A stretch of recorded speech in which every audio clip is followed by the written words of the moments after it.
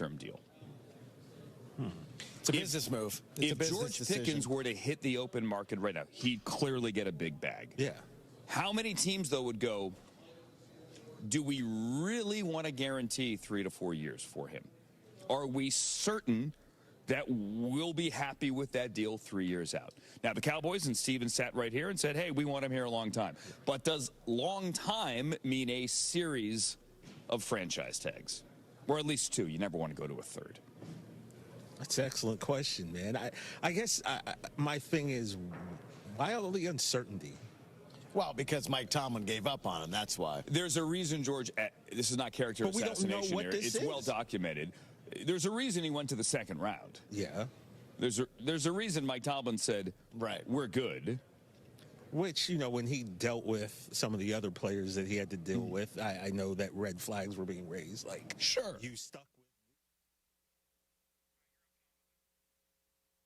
Hey, everybody, welcome to Before the Growl. I'm Mason, that's Emily, and I think John Ireland joins us now from San Francisco. John, are you there? I am here. How are you guys? Well, we're good. We're good. It's the weather's spectacular here. It's like 87 degrees and sunny. Lisa said she almost melted on the tennis court this morning. Oh, it is beautiful right now. It's like we've got summer in February. So we will talk about the Lakers. I had a feeling. Yeah, that's going to come up today. I decided. I put it on the topics, and I said, let's start with the Lakers. Let's include make the sure Lakers. we talk some Yeah, Lakers I today. figured you would. Did you watch Love Story last night? Okay, no, because I had a busy night last night. I watched the Laker game, then I went to see a comedy show, which we'll talk about later in the show, and then I watched Traders. Yes. So that was more important to me because I have not seen it yet. Yeah, I was gonna so say, we can't talk about it. because I wanted to get it in. I put it into because I was like, Mace is going to ask me about it. Brian's going to ask me about it. I valued that you were going to watch it. Right. I get stayed it. up until midnight Okay. to watch Traders. Well, Juan's brother is in town, so we had to take him around town. You couldn't watch Traders in bed? I didn't even know Juan had a brother. Is he older or younger? Brother Paul is he's older, and he lives in Wyoming. He lives in I suffered Laramie. sleep for you, Mace. I get didn't it. sleep because I knew you'd bring it up. Yeah. I wanted to watch it, but Juan's like, I gotta go to So sleep. I should have watched Love Story so me and John could talk about it. So here's the no. thing. I watched Love Story. I thought it's the best episode so far. Okay, it's fantastic. episode 5. It's the best one so far. Mace, what did you think? I nodded off like the middle of the 4th episode. Wait, so basically it's just your put me to sleep show. It's like it's doing what Law and Order used to do. What? Gotcha. Yes, Law and It's Order. so go to much sleep. better than Law and Order. And by the way, it's not that it's a bad show. I think she's very beautiful and really good, and I think she's going to be a big star. and I think he's excellent. It's just okay. I get it. You're in love, and then you're over there. You're over there. We're not getting along. Now we're getting. It's like John, I think this show proves that we want fresh faces.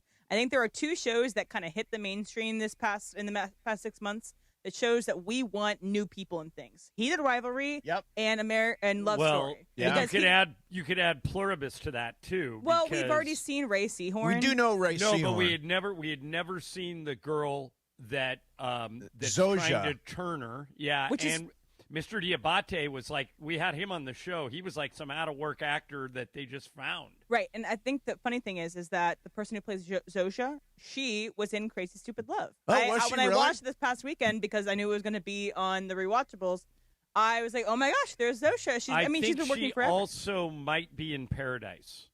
In the second Maybe? season of Paradise. Is she? Yeah, I've not started the 2nd season of Paradise. I watched season 1. It was excellent. But I think this is showing that we want not just the same people and everything. Like maybe Right. just not the same Glenn Powell movie over and over again. Give us a little By the way, bit Glenn of... Powell's movie tanked over the weekend, right? Which one? It's called How to Make a Killing. It's not very good. That's why it tanked. Right. Well, what's weird is Running Man kind of tanked too, right? Yeah. And I said this to some, and I have nothing against Glenn Powell, and he's been on my podcast and all that stuff. Doesn't quite have it. See, I thought he did after Top Gun Maverick. I thought that guy's going to be a big star, and then I watched Anyone But You, where it's him and Sydney Sweeney, and that movie made like $300 million. And he's great in Hitman. And I thought, okay, this is the new It guy. This is the new Ryan Reynolds. But he's now his last two have flopped, right? Running Right. Man and the one Mace you're talking Yeah. about. I think it's the choices. I think it's the choices. Yeah, of he needs movies, a better agent. And I think that he is a good supporting. Like, I think he'd be great in like an Ocean's 11 situation. Sure. Like, I think he'd be good in a heist movie, Yep. but not the lead of the heist movie. I think he'd be good in like these, like he is in Top Gun, which is he is not the main person. No, he's a big supporting big character. Yeah, supporting he character. basically plays the Iceman role, And the I will- Val Kilmer role I will in say- the first movie. I watched How to Make a Killing, Yep. Oh, you did. and Margaret Qualley is very bad in this movie. Yeah, that's what somebody else told me. that's Margaret that's Qualley's Andy bad. McDowell's daughter, right? Yes, and she was in The Substance last year, and she's been in a bunch of things. She's married to a musician. Producer Jack Antonoff, producer of Taylor Swift okay. and Kendrick Lamar and his own work in Bleachers. But Margaret Qualley is so unbelievably bad in this movie, and her Wow. wig is maybe the worst wig I've ever seen in this movie. John, did you see The Substance? I did not. That was the Demi Moore movie, right? Yes. I heard it was Pepe of all people told me it was too weird. You would like the Margaret Qualley parts. Yeah, Okay. she does have prosthetics. Does she? Mhm. Oh, interesting. Her butt is not real in that. Yeah, she is. She has butt implants? She is. Well, Not implants, prosthetics. a faux butt. Okay. Yeah, in Faux the butt, movie. yeah. But yeah, his last two movies didn't really work, but the TV show Didn't where work. it got some people talking, I guess. Really, the It Chad didn't hit- Powers thing. It didn't hit like super mega, but I think people did watch I watched one, and I got to be honest. It was the a whole, little bit of a reach for me. the whole Ted Lasso-y thing. It's like I don't know. It doesn't. It didn't even work for Ted Lasso at the end. Right, and Ted Lasso's coming By back. the and way, I'm- yeah, when is that coming back? August. yeah. And okay, this year. and honestly, I don't know that tone or that. I don't need it. I don't need it either. It's kind of I'm not cheesy, kind of interested corny. anymore. Well, it was perfect in the pandemic. It because was. we were all looking to be uplifted. But now everyone hates everyone. Yep. So I don't know. You're right. It'll be interesting to see if it's as big of a hit second time And around. Stick that came out was also kind of similar to that, where it was. I trying to like be Ted Stick Lasso. a lot. Did you? Yeah, a I lot. liked it, but I didn't like it like I was like gonna tell everybody I knew about it. I liked it and I watched every episode, but I wasn't going on air every day and telling how much I loved The it. one show in this category that I like, and then we'll wrap it up, is Shrinking. I think Shrinking is a really good That's show. Harrison Ford. Harrison and Jason Ford, Segel, Jason right? Segel, really, really. To me, it's really funny. You don't dig it? I watched 2 episodes, couldn't get into it, didn't Harrison like it. Ford's I don't just like hilarious. being therapized. I don't like therapy in my television shows. Do you like therapy in life? I was in therapy for like 4 years, once Okay. a week, and then I think I'm good. You're solid. I'm not. I just don't think that. Watching people have therapy. Yeah, is Yeah. great. It Okay. probably hits a little close to home for a lot of people. All right. So coming up next, we are going to get into the Lakers, who lose again last night. That's 3 in a row. Last night, no Devin Booker and no Dylan Brooks and no Jordan. Still, they found a way to lose last night. We'll get into that coming up next for you. John is in San Francisco getting ready for Golden State tomorrow night. See you in a minute on the YouTube and on the radio and on the app. At 855-752-9944 or log on to theloanexchange.com. It won't cost you a thing. NMLS 1637539. Loan subject to credit approval. See website for licensing information, loan terms and conditions. Equal housing lender. Call 855-752-9944 or visit theloanexchange.com. ESPN LA family, I'm personal injury attorney Joseph S. Normand. 2026 marks 15 years that you've trusted me to represent you. When you're hurt and down, I'm honored to fight for you in personal injury cases when it matters most. Numbers don't lie. I'm the real deal. The voice you hear is a voice you get. If you've been injured in an accident, call 213-747-1234, 213-747-1234, or visit normandlegal.com. Normand Legal, built on trust, proven by results. Yo, I'm your old basketball. Haven't seen you out on the courts in a while. Why not pass me over to Goodwill? Donating me helps Goodwill's mission to provide career training and support services right here in the community. And that's a slam dunk. Donate today. Hey, I got next. To find your nearest Goodwill locations and to learn more about our mission, please visit goodwill.org. Goodwill, where your things start new lives. DeMarco and Travis, talking the latest sports and setting the latest viral trends. My kids inform me that it's not just 6'7" now, it's 4'1". We're just putting any numbers together, so and they just do a thing. I think it's probably, we should do our own just at 7'10". 7'1". Wait, what was your number? That's 75. Okay, We're 7'5". 7'5". Afternoons with DeMarco and Travis, weekdays at 3 on 710 ESPN, the ESPN LA app, and streaming live on YouTube. In a world in need of a hero, one man rises to the challenge in style. He is just driving the kids to soccer practice. Make every day feel epic in an all-new Hyundai Palisade Hybrid with up to an EPA-estimated 619 miles of range on select trims, advanced tech, and class-leading interior space. Because when you're hauling kids, gear, snacks, and backpacks, space matters. And so does comfort. Just make sure they keep their cleats off the seats. Visit HyundaiUSA.com or call 562-314-4603 for details. Smalls here. Did you know there are many ways to do your taxes with H&R Block? You can go to a local office and get expert help in person, or you can choose virtual tax prep and get expert help without leaving home. Or you can even do them yourself online with live human help standing by. Whatever you choose, you can file with confidence, having H&R Block's 70-plus years of tax expertise in your corner. Switch today and file your way at hrblock.com. The home of Rams football, and now the home of The Rich Eisen Show. Weekdays 9 a.m. to noon, KSPN Los Angeles, a Good Karma Brands radio station. ESPN 710, Los Angeles. Sports. And it is the biggest show on the radio. Mason and Ireland is on. Mason pulled a Mason and called in sick on the day of the show. Let's get it, yo. Mason and Ireland right now. Good afternoon. My sound key is already off to a bad start. Yeah, okay. So with that said, there you go. Let's get this show on the road. So Ireland is in San Francisco. Me, M, and BC back here in L.A. Lakers lose last night. It is the third consecutive loss. And, John, to me, the wheels have officially come off here. This season can go one of two directions now. You're either going to scrap your way back into this thing, and you're two out of the five now. They were kind of in the race for the 5. Now they're only 1 out of the play-in tournament. It just does not look good at all. I agree with everything you just said. I think I might surprise you today. I know I play the role as the shameless Laker apologist. Are you taking your purple and gold glasses off? For a day, yeah, because these last 2 games, one thing that they've been really good at, and they've kind of hung their hat on, is they're great in clutch games. They still have the best clutch game record in the league at 11-5. But now they've lost 2 games in a row in the clutch. And in Mace, it's not that, like, Austin got a great look at the end of the game. Look. I can't believe with .9 you get that look. That was a spectacular play. Well done play, yeah. But he couldn't hit it. And then the day before, or the game before, Luka and LeBron did their, playing footsies behind the 3-point line. The famous non-shot. Yeah, and so now even that, their ability to close games in the clutch is not a lock like we once thought it was. And the reason for that, I think, is that they are so bad defensively that when the other team needs to get a big shot, they just target Luka. Yep. The defense breaks down. And let me throw a couple of things at you, and you can tell me if these are realistic or if I'm just like pie in the sky. Okay.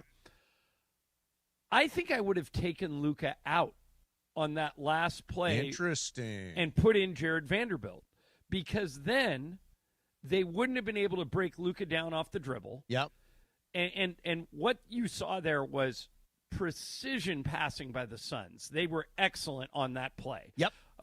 Grayson Allen drove in and then whipped that ball out to the corner, and then they whipped it up to Royce O'Neal on the top, and he was wide open. Yes. And I can't tell you how many times last night I said, from 3 wide open. Yep. The Suns, Mace, had not reached 100 points in their last 7 games. Their 2 previous games, they didn't even reach 95. And last night they scored 113. Yep. And I couldn't get my head around the fact that the Lakers just kept letting them shoot uncontested threes. And I'm trying, if we were doing a blame pie about that, I'm trying to figure out. My instincts say it's the players' fault. The coaches are not telling the players to leave those guys unguarded. But at the same time, isn't some of it have to be scheme? And isn't how much of it is just accountability? Right. That last night is a game that and I know they didn't get blown out. Like Michael always says, he'd rather get blown out than lose by one or lose at the buzzer. I'm the opposite. Yeah. I want to play as well as I possibly can and let the chips fall where they may. And they had a chance to win Tuesday, and they had a chance to win last night, and it just didn't want to go their way. So I don't want to overreact to 2 games. But here's the theme of these things. Defensively, when they need to get stops, they can't get them. Yep. And I think they need to consider, I don't know, could I make the argument you take Luka out, or is he just too big of a star to take him off the floor? I mean. And he was unbelievable offensively last The night. politics are not good. Right. I thought on that last play, if you've got somebody that shoots, you're talking about the defensive possession. If you've got somebody that shoots 50% from 3, why are they, and I understand it may be as a decoy, but why isn't Luke Kennard on the floor for that final possession? Completely agree with you, and even as a threat. Right. It's the old Reggie Bush argument. When the game was on the line against Texas, they took Reggie Bush off the field. Yep. And everybody keyed on Lendale White, and they stopped him 4th and 1, and Texas won the national championship. Sometimes a guy's presence on the court makes you account for him. And I'm a little less focusing on that today because they got such a good look. Yeah. That with whatever they were doing, and I'm with you, I would have had Kennard on the court. But whatever they were doing, they got an unbelievable look. And I thought it was going in. I thought it was too. When Austin let it go, I thought it was going in. But let's not duck the main issue here. The Lakers don't play lockdown defense. Now, for a while there, they were really good defensively in the clutch when they were 11-0 in the clutch games. Remember, there was we joked that they can flip a switch and play defense. I think those days are over. We saw it against Orlando. We saw it against Phoenix. They are broken defensively.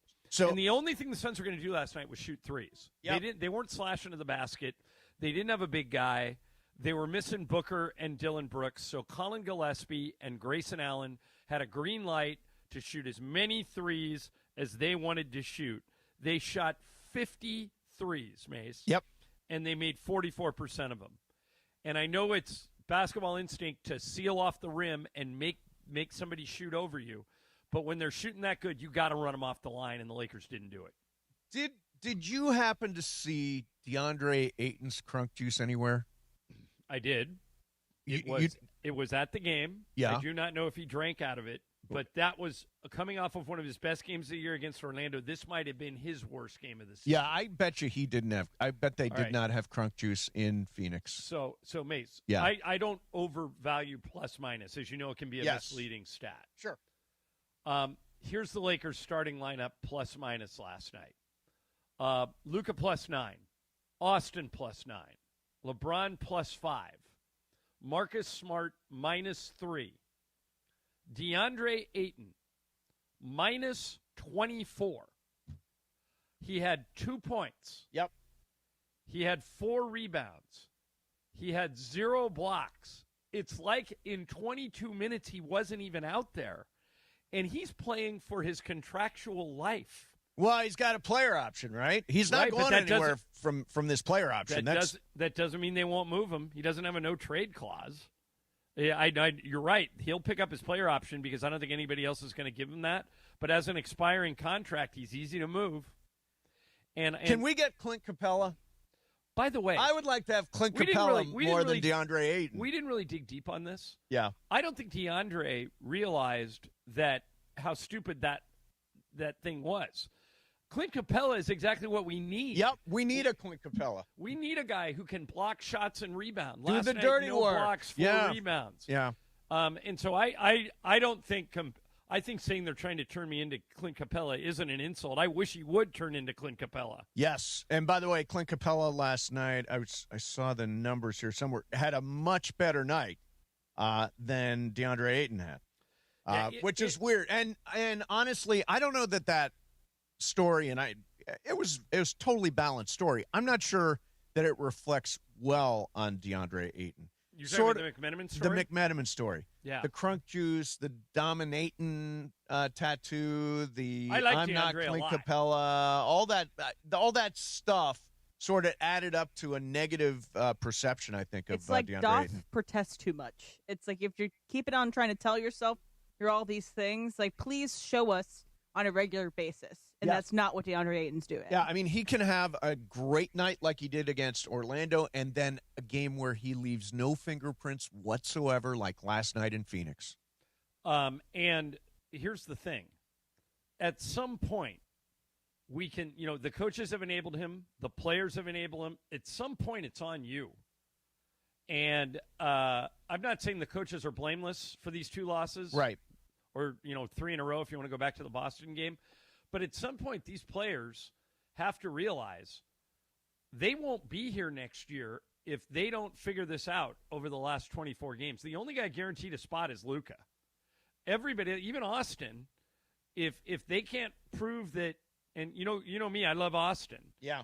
But if they can't prove that they can win together and they can figure out a way to coexist defensively together, then it's not a lock that the Lakers max Austin. Yeah, yeah. And so I hope over these last 24 games that these players look in the mirror and realize they're playing for their Laker lives.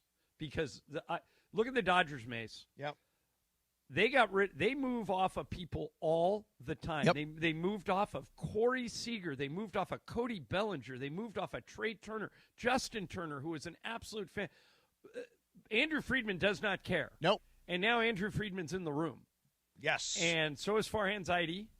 And so is Rob Pelinka.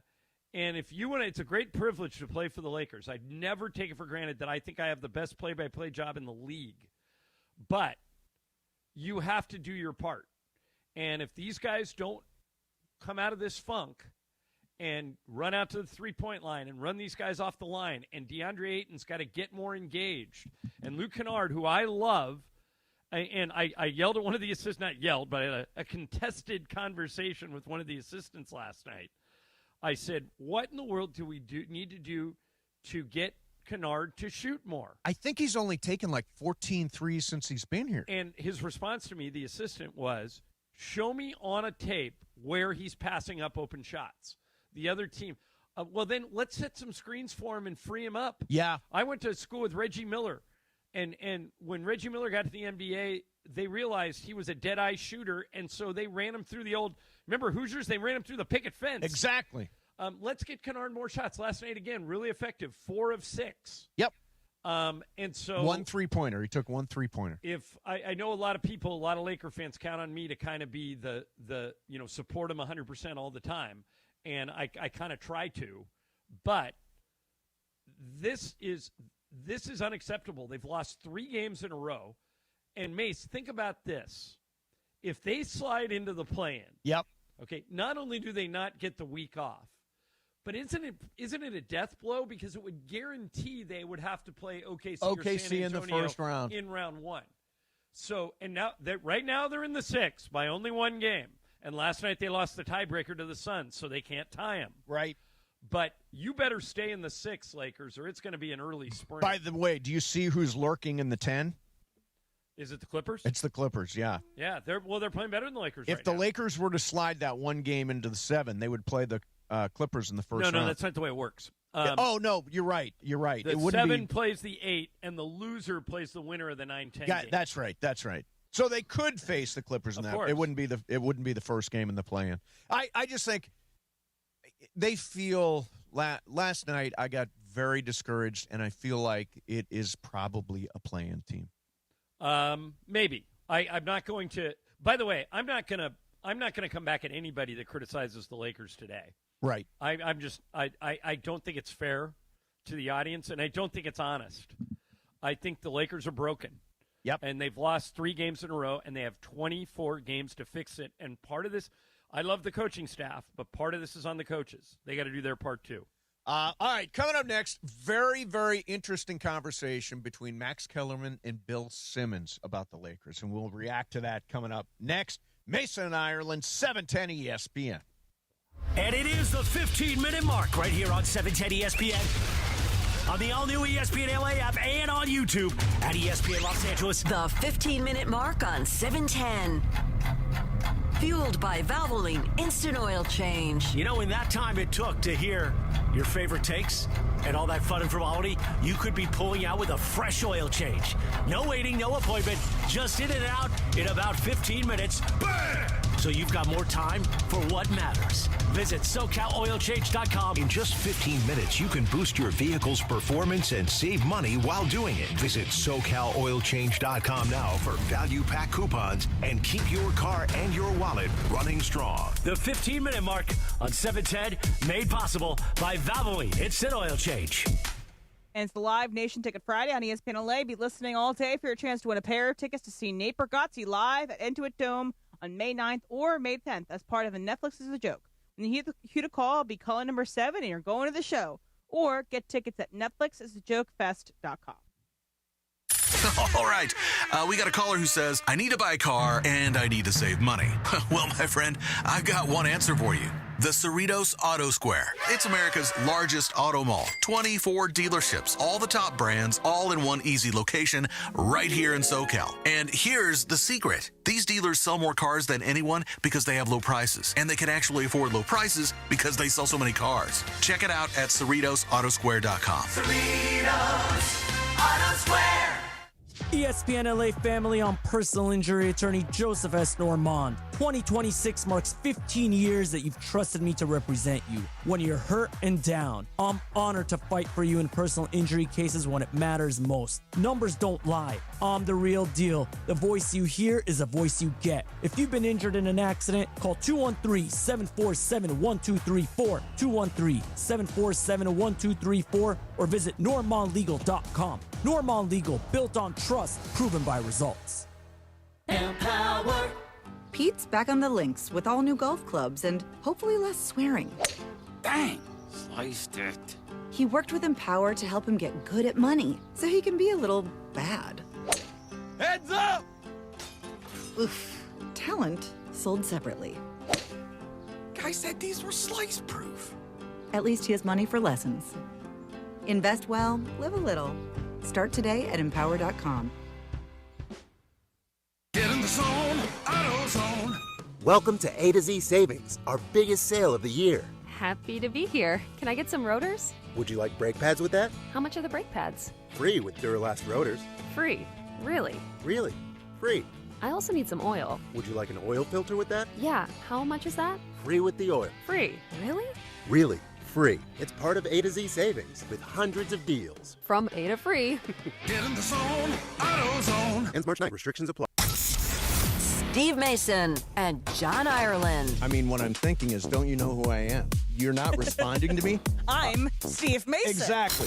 Mason and Ireland. What? It's an outrage. It is an outrage. Back to the guys.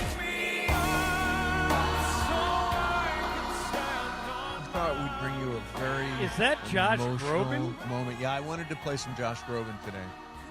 From the Mason and Ireland Survivor Pool football thing? Actually won our Survivor Pool one year. Josh Groban, 45 years old today. Happy birthday, Josh to Groban. Josh Groban. Hey, And we'll Mason. get you next year in the one and done pool. Can I do a real quick hail fellow well met? Oh, yeah. Okay.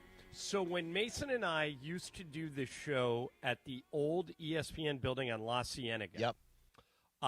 Right across the hall from us was KLOS. And Uncle Joe Benson was one of the DJs there. Yep. And this was before the internet. And if we ever had a question about music, we would either go to Joe or to Rita Wild. Yep. And most of the time when we went to Rita, who was a big sports fan, she would say, ask Joe. Yep. They were great friends, Yeah. Rita and Joe. And Joe passed away this morning, or I think it was yesterday. He had been in a long battle with Parkinson's, so I hope he's at peace. Yeah. But great guy, Joe Benson. A lot of people my age in L.A. grew up listening to him on KLOS. He bounced around to a few. He's like us. He bounced around to a few different stations, and and wanted to say that we're thinking about Yep. our old friends at KLOS and all of Joe's friends and family. Great DJ, sure. great guy. Yep, great guy. Where's Rita Wilde these days?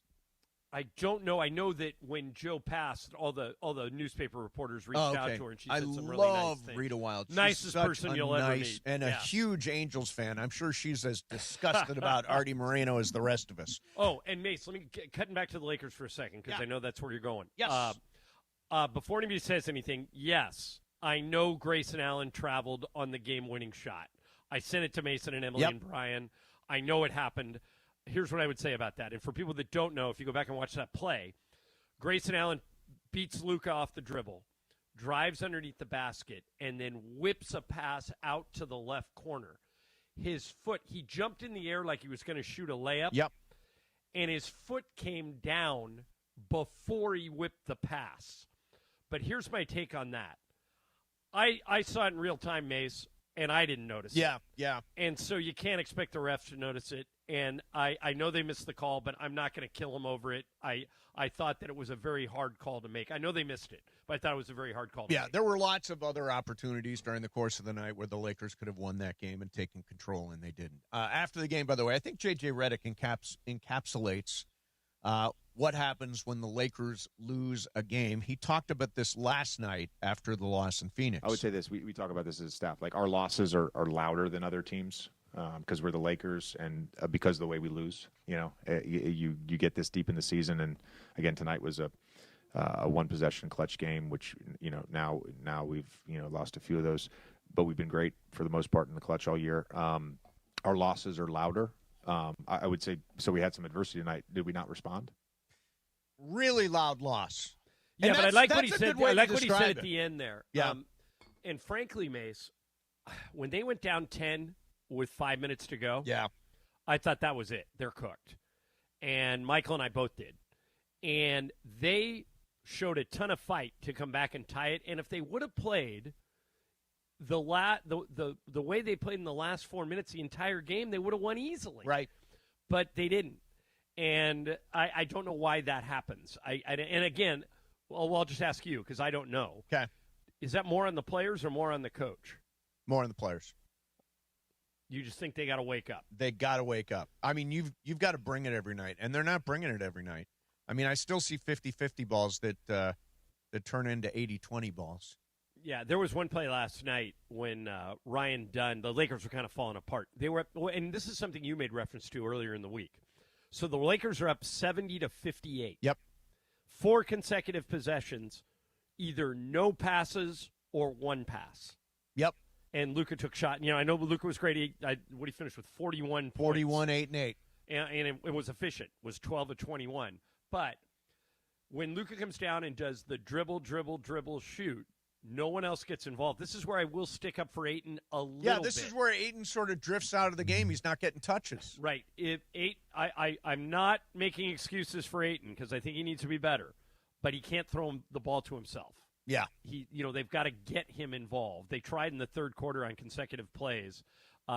So it's a little bit of DeAndre being more active and a little bit more of the Lakers trying to get him involved. But it was 70-58. 4 straight possessions of one or no passes, and before you knew it, it was 70 all. Yeah, I mean, there's a huge difference. Like, for example, the one that blows me away is the Clippers game was last Friday. The Clippers, they beat, and they moved the ball around a lot. They threw 50 fewer passes in the Boston game. Yeah. It really was just dribble, shoot. And that sort of – by the way, Jen, you talk about the defense. The offense is broken too.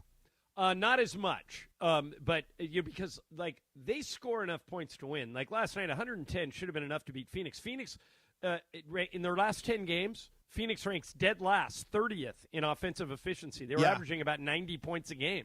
110 should have been plenty, but the defense let them down. And the thing, Mace, that I couldn't get my head around is how many open threes do you want to give these guys? Yeah. They shot 44%. How many times do you have to see the movie before you realize how it's going to end?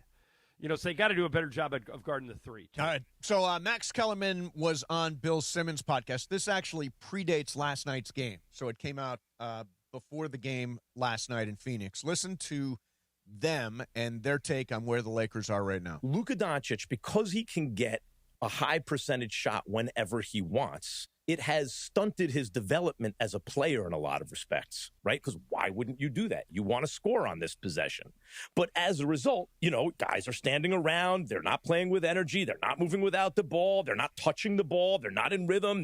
Can't get hot from outside. And then on top of that, he complains on every call and doesn't play defense hardly ever. Like maybe the worst defender, one of the worst defenders in the game, even though he has the size to play some defense at least, right? The first time the Laker fans are really getting the other side of the Luka package with the whining after every call, with the just not getting back on defense, all the little stuff. The stuff that Dallas got fed up with, ironically. I don't think they should have traded him, but stuff that they were getting fed up with. The counter to all of this is Dallas almost won the finals in 24 with him. With a team that was built around him. The irony of this Lakers team, it's the exact team you wouldn't want to build around him, right? 3 guys who kind of need the ball. Any 2 of them don't really know what to do if they don't have the ball, combined with some of the stuff, the stage of LeBron's career. Luka is supposed to be a centerpiece on the level of Jokic and Wemby and SGA. He's not. He's definitely not this year. He's a half step below those guys. All right.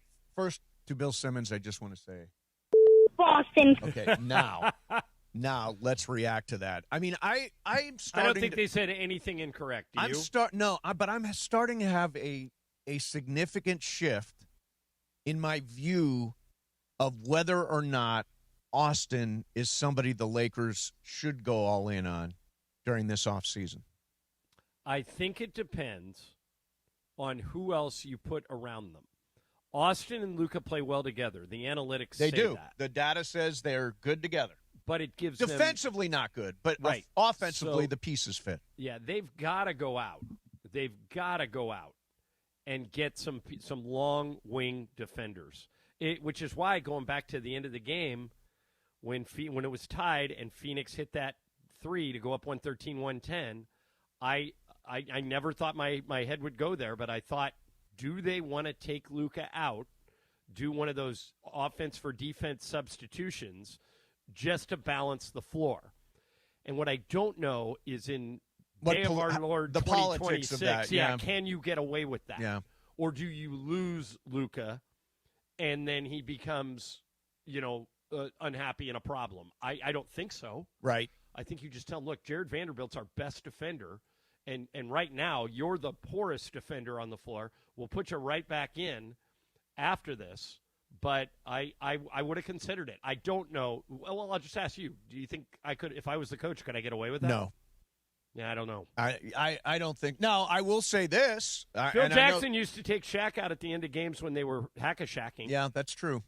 The politics of this, I don't know how it would go down. What about, I honestly think Jackson Hayes has been better than DeAndre Ayton. I would rather see Jackson Hayes on the floor than see DeAndre Ayton on the floor. Last night they played identical minutes. You're just saying tilt the minutes towards Hayes. Yes. Yeah, I don't think anyone would disagree with you. But I don't think he's one of those guys. Ayton is one of those guys you can't take from the starting lineup. But the minutes division, I think, is going to lean towards Hayes, or should lean towards Hayes. All right, coming up next for you. Should you be allowed to wear whatever you want on a plane? John, this is kind of the story of your life. We'll talk about that coming up next. Mason and Ireland, 710 ESPN. All right, one of our favorite partners here on the Mason and Ireland show is National University. Born and built right here in Southern California, NU is a nonprofit university that offers up to 150 degree programs, credentials, and certificates. And here's the best part. They do it on your schedule. They love what they call Anders, people that may have a family and a job, and they want to get a degree. So they make it achievable with 4 and 8 week online courses. Great transfer credit policy, millions awarded in scholarships last year. If you've always wanted to get a degree and you thought, I just don't have time, I can't fit it into my schedule, you've got to take a look at National University. If any of this stuff that I'm talking about sounds like you, just go to their website, nu.edu. nu.edu. They're a proud sponsor of the Lakers, proud sponsor of ESPN LA, National University. How are you? It's Dr. Robert Clapper. Guess what? The Weekend Warriors Show is back Saturday morning at 7 a.m. on ESPN LA, thanks to Cedars-Sinai. Cedars-Sinai is a global leader in orthopedics, offering a range of solutions in all orthopedic subspecialties to get you back to doing the things you love.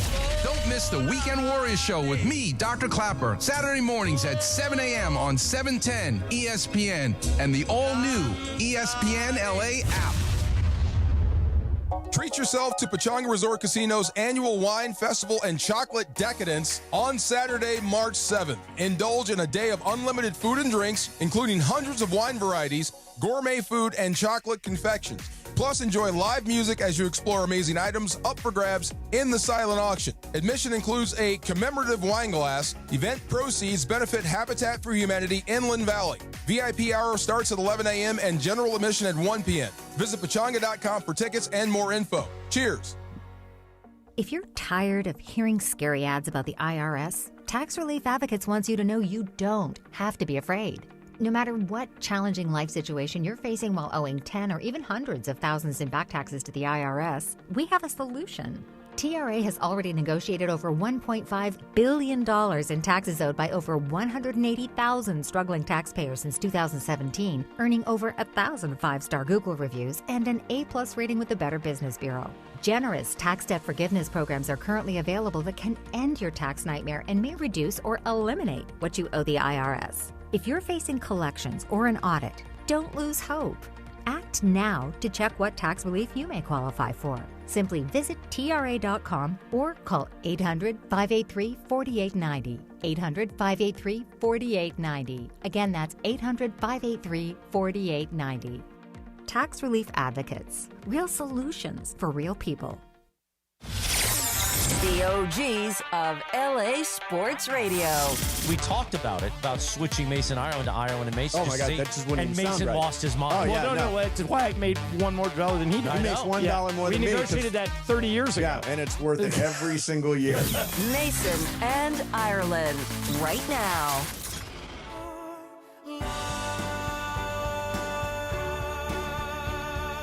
I've been informed, John Ireland. Yes. That today is Groban Friday. Groban Friday. Wait, is that a thing? It's an annual tradition where we play only Josh Groban songs. I'm a big Josh Groban. I was pissed at him the year he won our one and done pool, our survivor pool. But What do Groban fans call themselves? I don't know. Grobeheads? Grobeheads.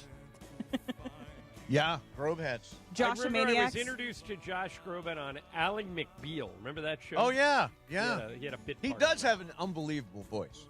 And then he's also just like low-key funny. He's in The Office. He plays Andy's brother in The Office. Yeah. He's in Crazy Stupid Love. He's like randomly in things, both either as Josh Groban or playing a character. Well, Groban Friday is well deserved in the honor of his 45th birthday. Way to go, Josh! All right, so John, there's first of all, when you're flying around, let's say on the Lakers, I'm sure you got to be pretty buttoned up, right? You're on the Lakers well, playing. I mean, it's fun, but we stay in our lane. And in terms of wardrobe, what are you wearing when you're on the Lakers playing? Jeans and a shirt, Okay. like not anything formal. What about when you fly, like you're going to go to Italy this summer, Yeah. or I always wear. If I'm going on a long flight like that, I would wear something comfortable, like maybe sweats with thick socks, so you can sleep if you want to. Okay, so this message came out from the Tampa Airport, Tampa International Airport. They say, "We've seen enough. We've had enough. It's time to ban pajamas at Tampa International Airport." Really? After successfully banning Crocs and giving everyone the amazing opportunity to experience the world's first Crocs-free airport, it's time to take on an even larger crisis. Pajamas, period, at, period, the, period, airport, period, in the middle of the day, period. We know this decision could be disruptive to some in your life. It's time to have a difficult conversation with them. You can do this. We and Phoebe believe in you, whoever Phoebe is. The madness stops today. The movement starts now. Help Tampa International Airport become the world's first Crocs-free and pajama-free airport. Do your part. Say no to pajamas at TPA. I think this is a little bit of pajama shaming. What's It wrong is. with pajamas? I mean, I don't wear pajamas, but I have no issues with people that do. On an Why airplane. do I care if somebody's wearing pajamas on a plane? I always wondered back in the day when everybody used to get dressed up for a flight. Like And that was a smoke big on thing. the plane And smoke. Yeah, I mean, it was the Mad Men era was kind of cool. Everybody would wear a suit for a flight. Can I tell you why that is acceptable and also this era of pajamas on the plane is acceptable? Because when they flew back then, the seats were bigger. It was more luxurious. The Yeah. meals were better. It was a high-class experience in the air. Now, you're just on a Greyhound bus in the sky. It is true. Basically, you're hanging onto the strap as you fly across the country for all intents and purposes. Wasn't there some talk of like setting up a plane with bicycle seats in Japan or China? Yeah, that sounds right. That would be about right. Yeah. I know on flights, if you do like China Airways, I've seen people on videos like they make everybody do an exercise together or Do whatever. they really? But, Yeah. to just help the blood flow. But I am okay with people wearing pajamas, whatever they want in the airplane. I just think the footwear. I don't need to see. Completely feet. agree. I think slides and sandals and Crocs are awful for a plane. I just can't imagine. Why would you wear slides on a plane? I mean, planes are filthy. It's because you got to take your shoes off to go through the, Yeah, security. but still. By the way, but I why don't not? Why not wear a pair of tennis shoes? Yeah, Brian, wear a pair of with tennis shoes. socks? Or how about a pair of Skechers? Ireland wears the Skechers all the time. I like my Skechers, too. I'm okay with slides if you are wearing socks. Oh, I see what you're It's saying. the bare yeah. feet It's of the it bare all. feet. If they have socks on and they're wearing slides or socks on and wearing whatever slip-on shoes, I'm cool. Yeah. It's the bare feet that's disgusting. I used to. Now, what do you guys think of this? I don't do this anymore because I got shamed out of it. All right. But I used to like have those mates. Like you saw those Skechers I had on the other day. Yeah, the they're the slip-in. ones Cappy gave us, I think. Right. I'd have a pair of socks on, Mm-hmm. and I would slide the shoes off while I was on the plane. Is that a As that long a as party you're foul? wearing socks, I think it's fine. I think it's you the have to bare monitor. feet thing that creeps me out. I think you have to monitor how bad your feet stink. You have to understand yourself and know that if your feet stink, my feet keep don't the really shoes on. sweat Yeah, too much. Emily, you have a very sensitive nose. I'm just saying, you're sharing the sky Yes, in sharing close the sky. quarters True. with your neighbors. Yeah. And so if it's smelly, keep your shoes on. If you don't think your feet stink, then Yeah, go ahead. Then go ahead. All right. Speaking of stinking, how Well, about you- that for a transition? Well, you teased something. What did you tease about some girl? No, I teased jammies on a plane. Oh, is that it? Yeah. Okay. We called them jammies. Did you call them jammies? Yeah, jammies. Put on your But jammies. My do mom you, was Mace, saying. do you still wear pajamas? No, I wore sweats. Brian? Sweats. Yeah, me too. I Yeah. wear like a pair of Nike shorts and a T-shirt. Yeah, basketball shorts or sweats. Jammies are pretty much, I think, over for grown-ups. Lisa wears them sometimes. Does she wear jammies? Yeah, like her friends give her pajamas, like super comfortable ones, and so she'll wear them. You call them jams? She does not, but I'll suggest. Mention that, yeah. Yeah. All right, so, John, there is so much reaction to what's going on with the Lakers right now, and we just grabbed a sampling of it, and I wanted to play this clip from the Levitard show. Okay. So this is from the Levitard show yesterday, right? Actually, it's this morning. Oh, it's and this it's morning. a collection of them. It's Dan's not in this clip, but it's kind of like their crew that does their show. They're normally. BSing around, okay? So here's what they say. At least right now, if you're a Heat fan, you're not a Lakers fan because you don't have Luka Doncic, LeBron James, Austin Reeves, and you're flailing. They lost at the buzzer last night. Flailing. Can I tell you about the Lakers real quick? Tell me about the Lakers. I know we talked about it yesterday where they're not going to win a series. They're not going to win a first-round series. I'm amending what I just said there. Mm-hmm. They won't win a playoff game. Oh, they're going to get swept? Yep.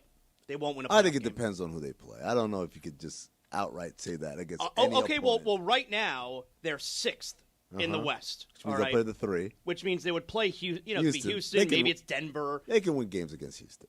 I think they're going to win 0 playoff games this year. If it's Denver, they're getting swept.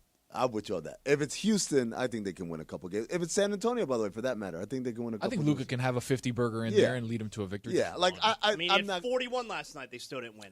They can win a game in the playoffs. I agree with Amin when he said it all depends on who they get matched up with. 100%. By the way, and that's the matchup. If you look at the top four, Denver, San Antonio, and OKC, obviously, the one team that I think the Lakers would have a shot at, the best matchup is Houston. Yeah, they've done well against Denver since Luka came over too.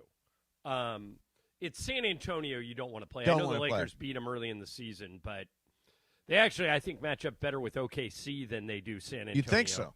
Yeah, San Antonio to me is a juggernaut. I think they're my odds-on favorite to win the whole thing.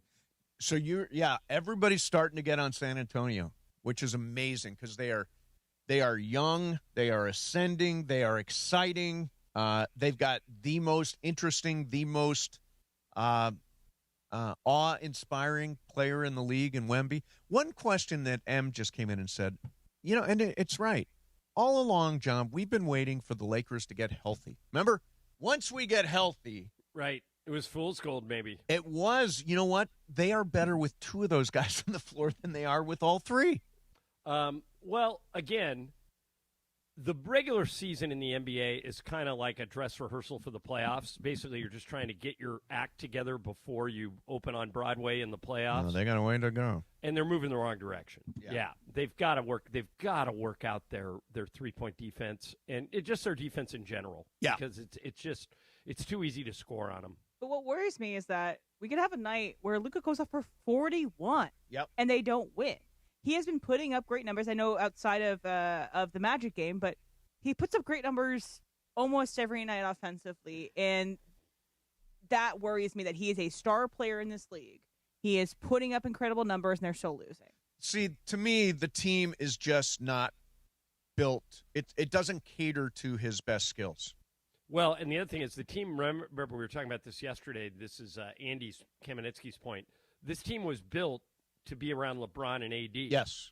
AD was an elite defender and an elite rim protector, and now he's gone. So I would have done the deal. I'm not saying I wouldn't have traded Luka for AD. I wouldn't have taken Luka for AD. I would have.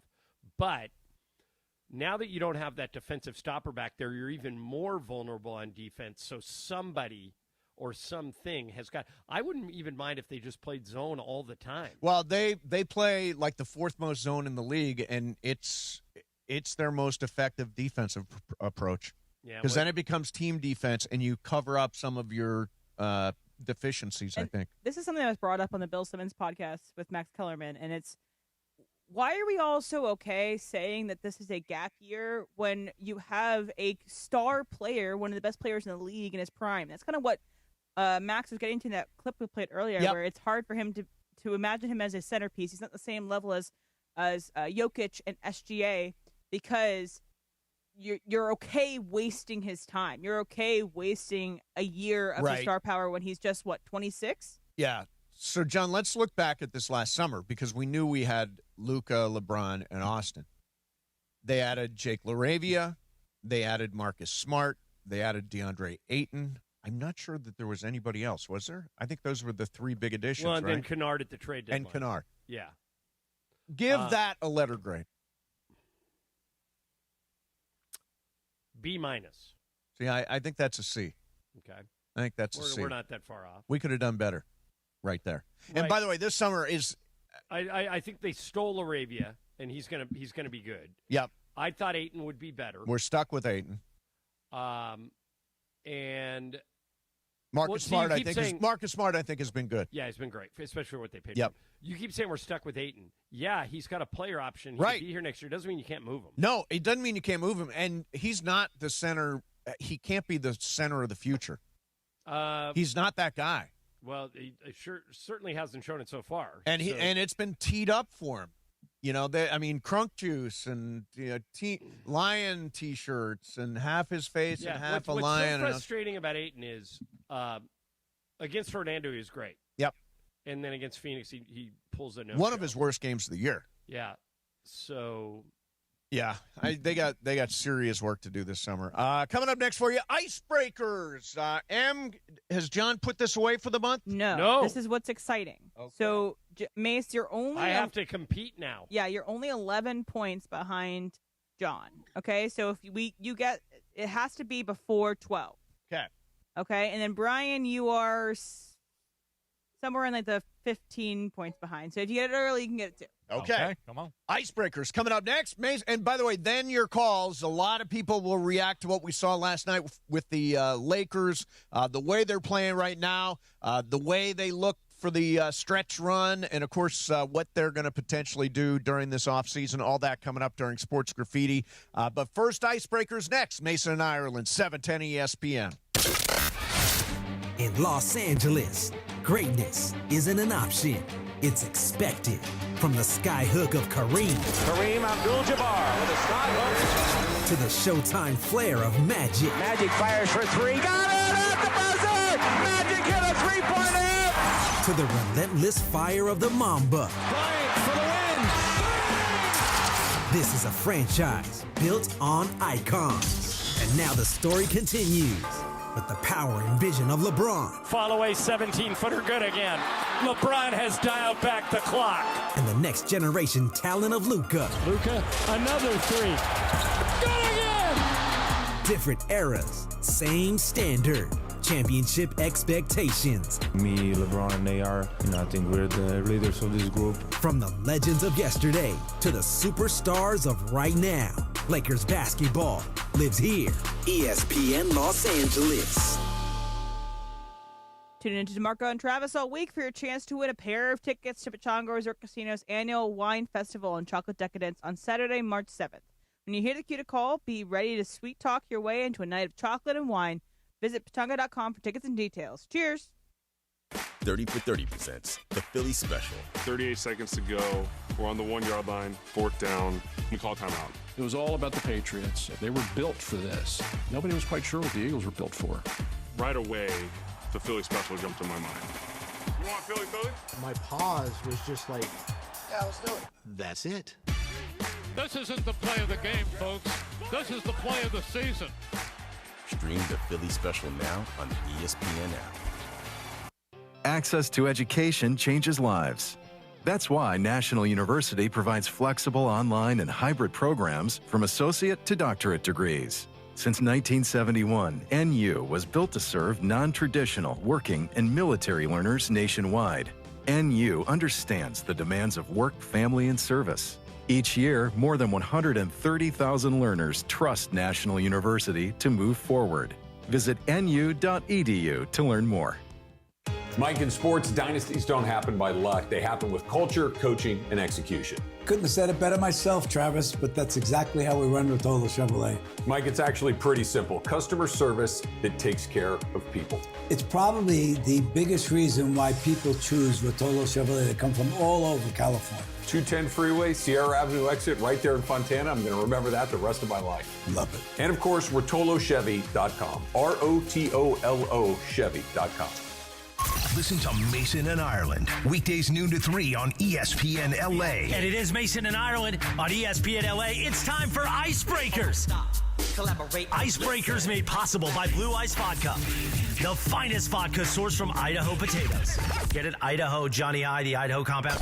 Enjoy Blue Ice Classic Vodka or their unique flavors like Huckleberry and Double Espresso. Find Blue Ice in stores and ask for them by name. Time for Icebreakers on Mason and Ireland. Take it away, producer Emily. It is the final day. Woo. And here's the point. Come on. John is 33. Mace has 22. Brian has 16. Yeah. Brian, you got to guess in the first or second hint. Mace, you have to guess at 12 or above. Okay. Okay? And I fear that John's going to jump in and we get it. may have a Ryan Seacrest situation on our hands, but we'll see. So it's a hard tough one. I wanted to make it a little bit of a toughie, but just try. Here we go. For 20 points. I was born in 1950 in Modesto, California.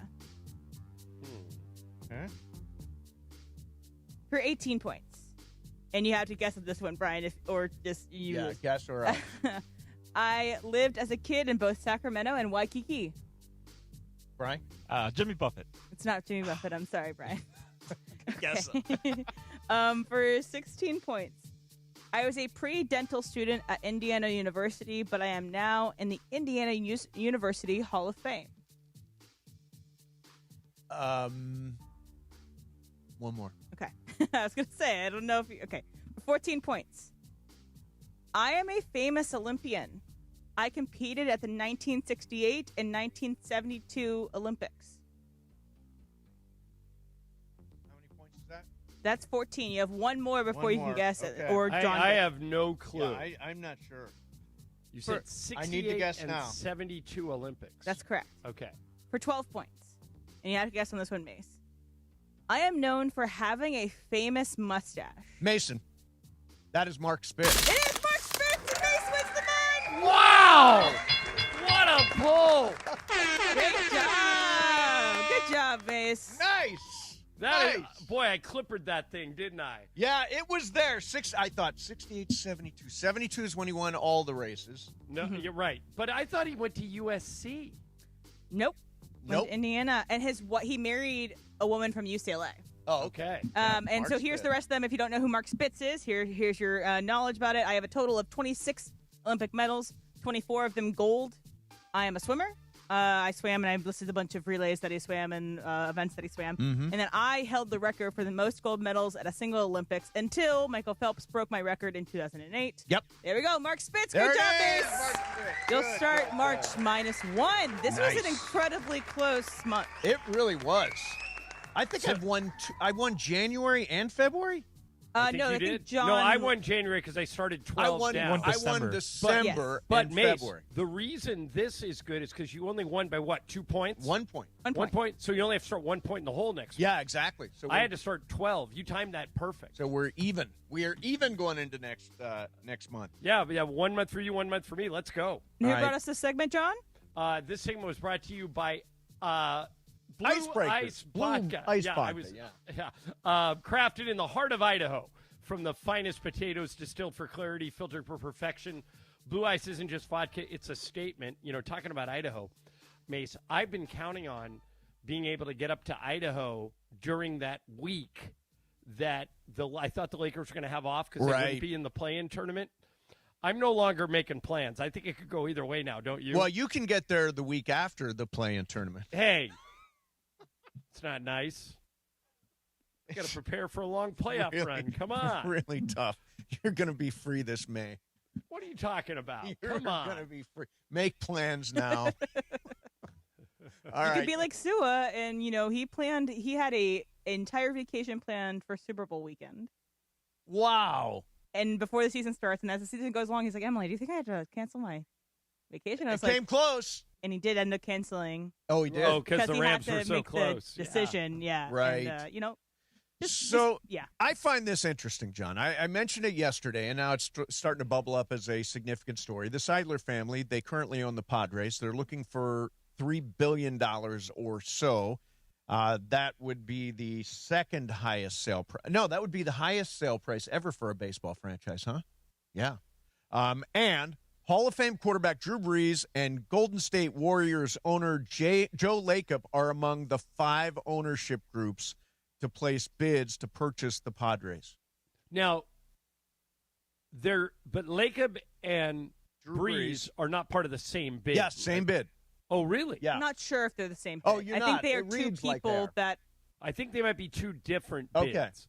Okay. Me personally, and I have nothing against Drew Brees, I want Lacob to get him because I think it would start an arms race. Oh, God, can you imagine how much between fun that would be? Joe Lacob and Mark Walter. Yeah, and a lot of Dodger fans are like, no, we don't want the Padres spent. Bring it on. Yeah, no. Bring it on. I think it's I mean, you guys are all talking about how the Dodgers are ruining baseball. Joe Lacob would spend money. And the Padres are such a cash cow because they're the only game in town in Yep. San Diego. They are the thing. They have devoted fans. They have people that will show up to see these games. And so if Joe Lacob can make them like the Warriors in terms of the money-making ability of that stadium and By how... the way, Petco Park, if you've never been, is unbelievable. Really beautiful Oh, yeah, park. I love the park. But, yeah, the talent and evaluation they can get there. I don't want it because I want the Dodgers to win in perpetuity, but it would be interesting. It would be fun. So did you guys happen to watch the practical joke I sent you? Yes.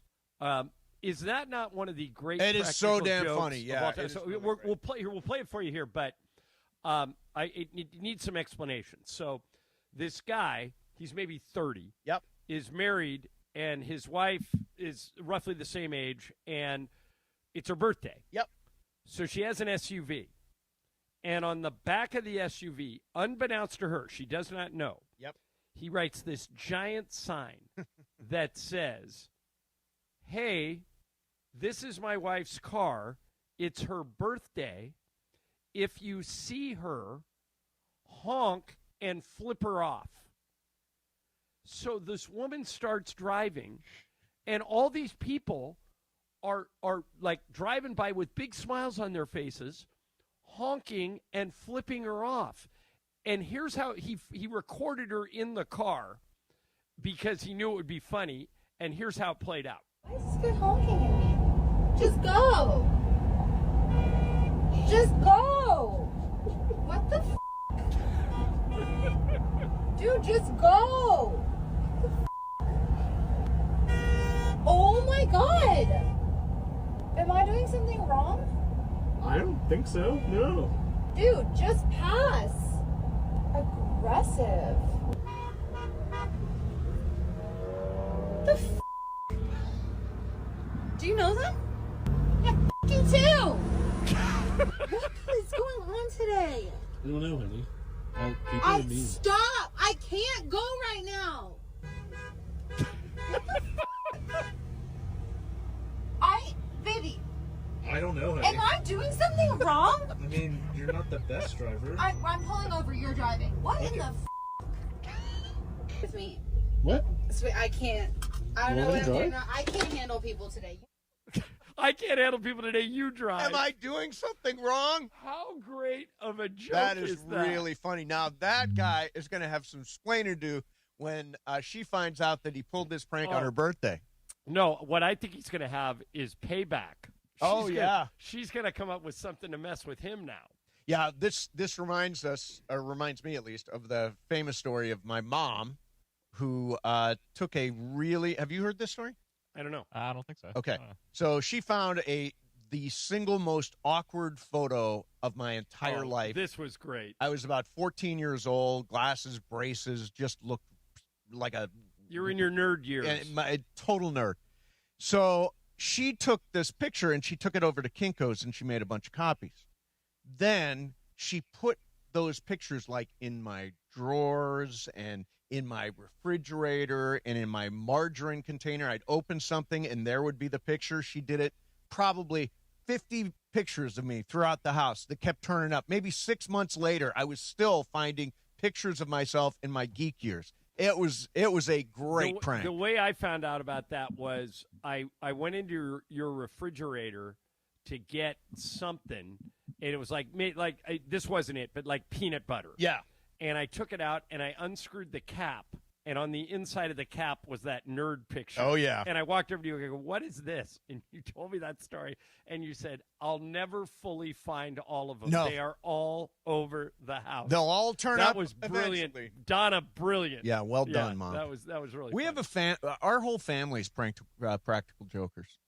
Like my brother does so many pretend voices and calls people and pranks them. And messes with them. Yeah. Like Derek Hall used to do. Like Derek Hall, yeah, exactly. My mom used to play a great game at holiday parties. If you guys have never done this is a fun game.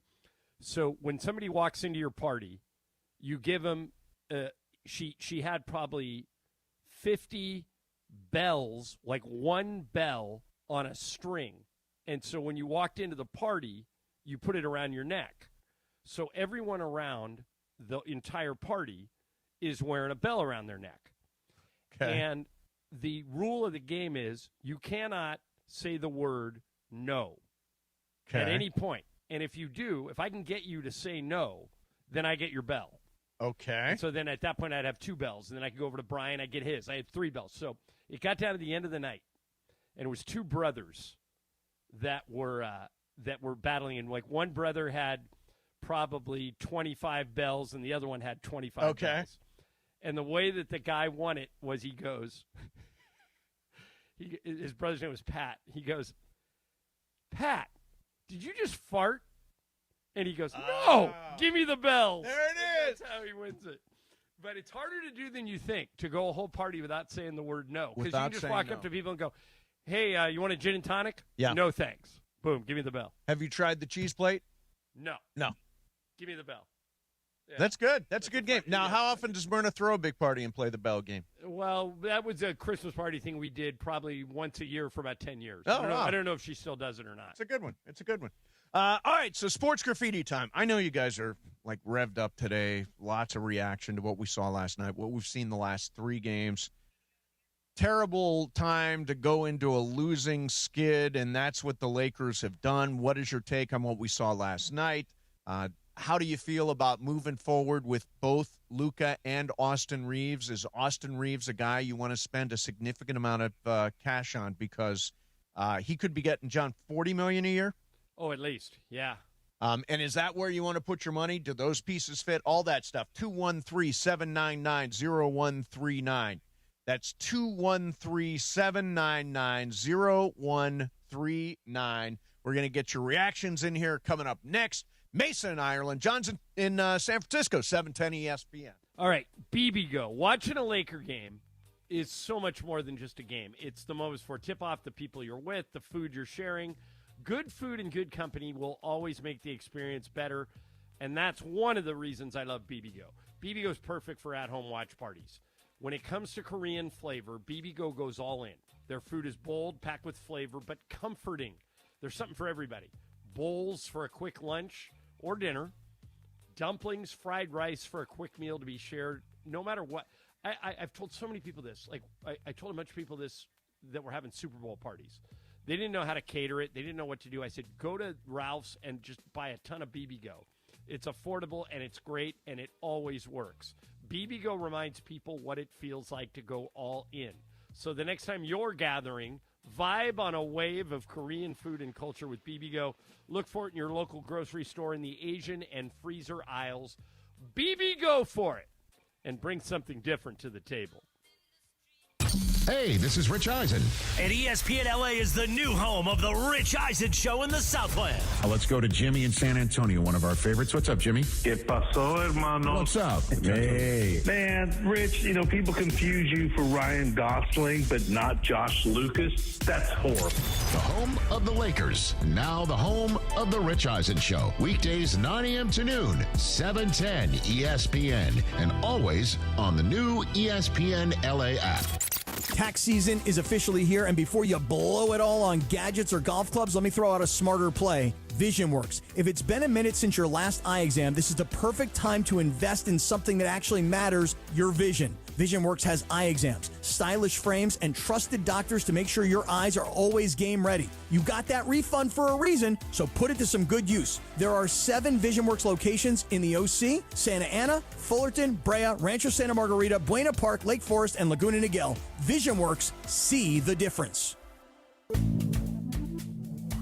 Good Karma Brands is proud to be an equal opportunity employer, providing equal employment, development, and advancement opportunities to all teammates and applicants. To learn more about careers with us, please send an email to talentacquisition@goodkarmabrands.com. That's talentacquisition@goodkarmabrands.com.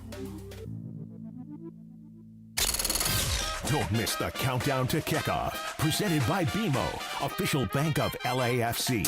Tomorrow at noon, LAFC co-president and general manager John Thorrington joins the show. Plus a look ahead to LAFC's first MLS road test of 2026 in Houston versus the Dynamo. And what a night it was at the Coliseum last week versus Messi. It's Countdown to Kickoff presented by BMO. Join me tomorrow at noon on 710 ESPN and the ESPN LA app. BMO presents Countdown to Kickoff, hosted by Mario Ruiz on ESPN LA.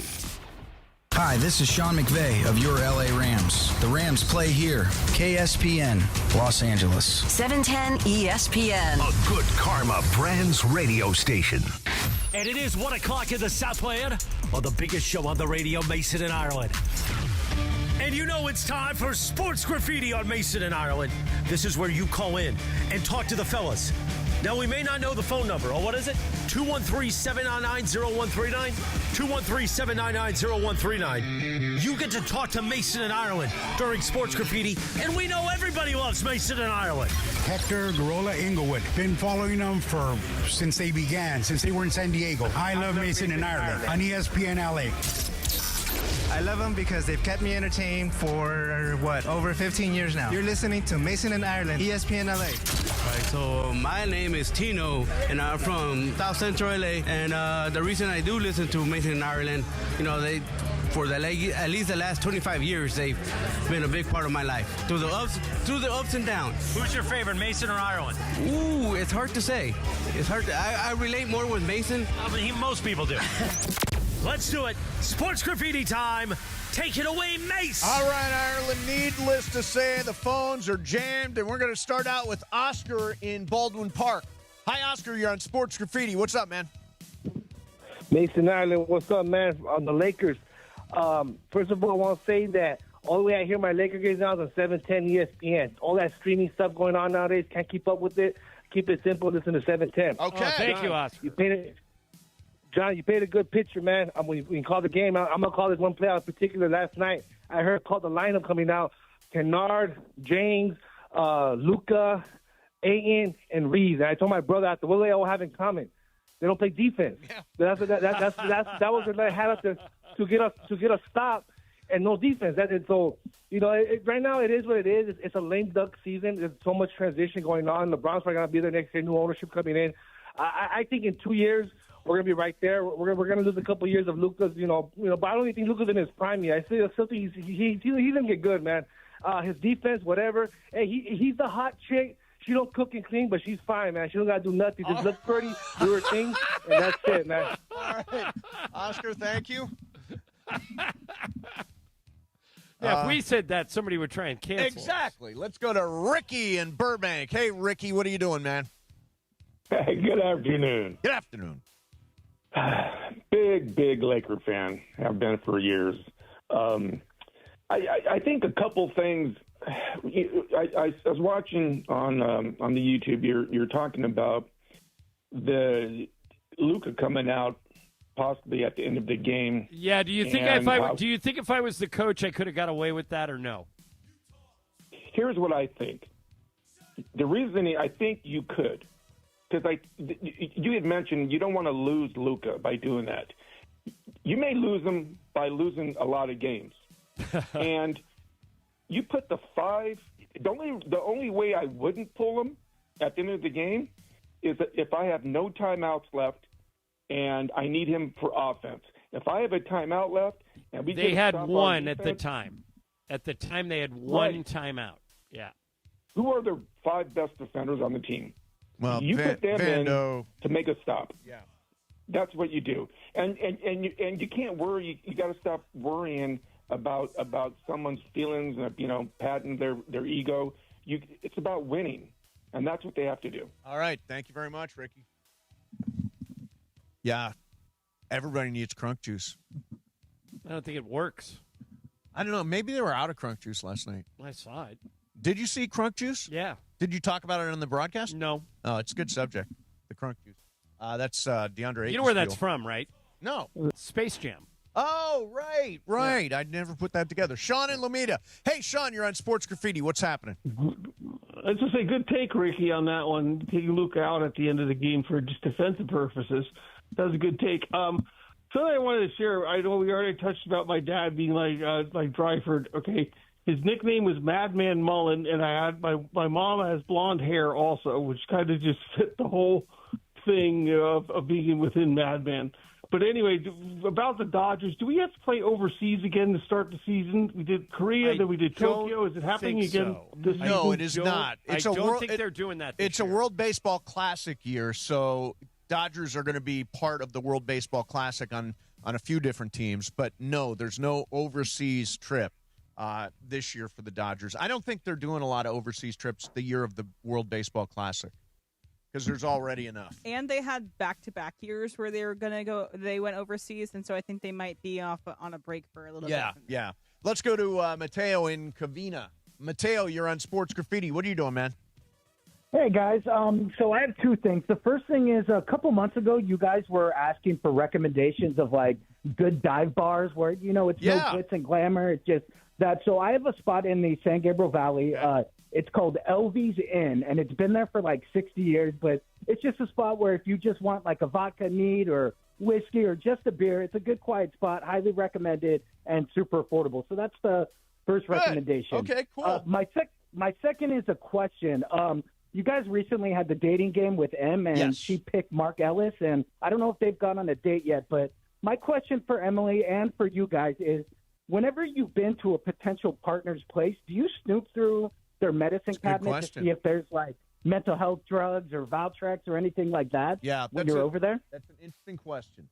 So I guess the first part of the question: did you ever like meet Mark for coffee or anything like that? Nope.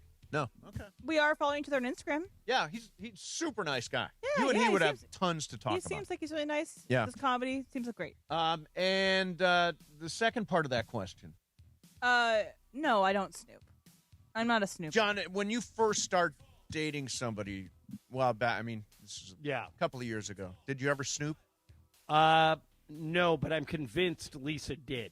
Oh, really? She swears she didn't, but all of her friends do, so I can't imagine she didn't. But these days, it's not just like the medicine cabinet snooping. You do the social media snooping. You go back through the Instagram. You go back through anything. You maybe Google search them. Yep. And you figure out if there's anything interesting. Right. I use that thing called Tweet Delete, where you, like at the end of every year, I just delete that year's tweets. Really? Yeah. Huh. I just want to start over. I don't tweet that much. Yeah. I mean, I don't either, but I don't like stuff, especially stuff that those ice cold takes people can get hold of. Yeah, you don't want to be on that list. Freezing cold takes, that really upsets me. Let's go to Chris in Dallas. Hey, Chris, you're on Sports Graffiti. What's up, man? Chris, moving on. Let's go to, our friend Chris Ward from the Green Cross. Hey, Chris in Dallas. You know I'm in L.A., baby. Come on now. What's going on, Chris? There was a Chris in Dallas, nothing but you're much, the man. Chris. Chris Ward of the Green Cross has now left Green Cross, and I'm opening Chris Ward Select. We're opening our own delivery service coming 420. Wow. I appreciate you guys. I thank you for Really? everything you guys have done for me. Oh man, I'm gonna get on that. Yeah. And we're delivering anywhere in L.A. County, 50% off your first order when we launch. Let's go, baby. Okay, and you're going to start April the 20th. No, Yeah. 420, big dog. 420. That is April the 20th, right? But yes, Yeah, I'm yes, stoned, 420. sorry. Yeah. Yeah, that's all right. That's all right, Chris. Chris starting early today. Nice, Love Chris. you guys. All All right, right, Chris. Chris. Good luck with that. Yeah, We'll he help you shouldn't out. start on Christmas Day. He should start on December 25th. Exactly. There. Let's go to Alec in North Hollywood. Alec, you're on Sports Graffiti. What's up, man? Hey guys, how you doing? Good, man. I wanted to chime in on the Luka hate. Everyone needs to relax. We knew he wasn't a good defender. He does need to stop whining, but right now he's a great quarterback with a bad O-line and no receivers. I think we got to get rid of Reeves. We got to get rid of LeBron. We just got to start fresh with Luka. He's 26. There's plenty of time. Let's just chill. All right, I'm Alec? not so sure that the Lakers would disagree with that call. I mean, obviously they got to make a decision on Austin. Yes, but I think at this point, I do think they're going to build the team around Luka. At this point, I'm like 90% certain LeBron is not going to be here next year. I don't know if I'd go 90, but I'd be close. Yeah, I'm at about 75. Because he and Luka just don't fit. They just don't fit. Yeah, they like each other, but you're right. They have very similar skill Yeah, it's nothing personal. I don't think they dislike each other or there's, any conflict. I just don't think they fit. Let's go to Adam in Foothill Ranch. Adam, you're on Sports Graffiti. What's up, Adam? Hey, guys. Hey, man. Two things, and they're related. First, I apologize. I wasn't listening to you the previous 2 weeks. Had the Olympics on every waking moment. Sure. But I am catching up on podcasts and on YouTube with you guys, and Nice. and I'm up to last week, and that's my second point. Regarding your the underrated movies of the 21st century, I've got a couple for you here. Good. And they're kind of the same genre, coming of age and a theme park. Okay. One of them is Adventureland. Oh, yeah, I love that one. Great movie. Michael Cera, Kristen Stewart. Yeah, great call. Jesse Eisenberg, Kristen Stewart, yes, Ryan Reynolds. Yep. Kristen Wiig, Bill Hader. Great call. Great one. And then the second one is The Way, Way Back. Oh, I love The Way Back. Kind of serious, Steve though, Carell, right? Toni Collette, Allison Janney. Not super serious. Sam Rockwell. Oh, wait, no, I thought The Way Back was the Ben Affleck Not The movie Way where he Back. plays the coach. This is the way back. Like when I was a kid, we had a station wagon, and when we got into the car, somebody got sent to the way back of the car. Gotcha. Yeah. Okay. That's a great call. I love that movie. Anything with Allison Janney involved, I'm in. Let's get one last one in here. Let's go to Tevin in L.A. Hi, Tevin. You're on Sports Graffiti. What's happening, man? Hey, good afternoon. Good afternoon. How you guys doing? I'm like everybody else calling about the Lakers. Yep. Johnny I, man, our snow time lineup. The snow time lineup. We can't have two of. And I'm not trying to sound like that. We can't have two white guys on the court at the same time. They can't move. Yeah, too many whites. That's hard to do with the Lakers because we have a lot of white guys. And it's crazy because I know you guys seen the meme and they call them the snow time Lakers, but I didn't really realize it until they said, if you have Luka, Reeves, Laravia, and you got JJ over there as well, I mean, Kennard. A Luke Kennard. Kleba. But I do think that what JJ has to do, and I don't know if Riles was able to do this. That's why I want to ask you, Johnny I. And then I have one more thing to tell producer Emily. Okay. But Johnny I, if Riles was coaching, would Riles say, you know what, F it, I'm only playing the players and giving me 100% no matter what my score is? I'm going to set an example. Would you think Riles could do something like that back then? I don't think he would have. I mean, for example, Magic used to complain on a lot of calls, but I don't think Riley ever took him out of a game as a disciplinary measure or ever took him off the floor because he wasn't a good defender. Superstars are superstars. Yeah, it's a players' league, which is why, I mean, I'm the one who proposed that maybe you take Luke out at the end of the game. I don't realistically think that it would ever happen because politically it has the potential to be a disaster. Yeah. And what's your second thing for Producer M? And Producer M, I know you're a big movie buff. I don't know if you ever talked about this. I don't know if you like horror movies or not, but my favorite, horror movie or thriller I've seen since Get Out is a movie that just came out this year called Weapons. Oh, my God, it's such a great movie. I don't know if you see. Don't tell her the inmates either. Don't tell her. No, I have seen Weapons. She's seen it. Brian, have you seen it? Oh, okay. Yeah, it's good. Oh, it's intense, man. That is such a great call. Completely agree. I think that's the most original horror movie I've seen in years and years. I really love the movie. It's told in a bunch of different parts if you haven't seen it, so it's kind of like you're seeing it from each different character's perspective. And so creepy, those Amy kids. Madigan is incredible in it, and she plays the big bad, I would say. Yeah. And she's nominated for an Oscar for it. Yes, she is. John, we had that conversation while you were out one day. Most underrated movies of the 21st century. Does anything pop into your head?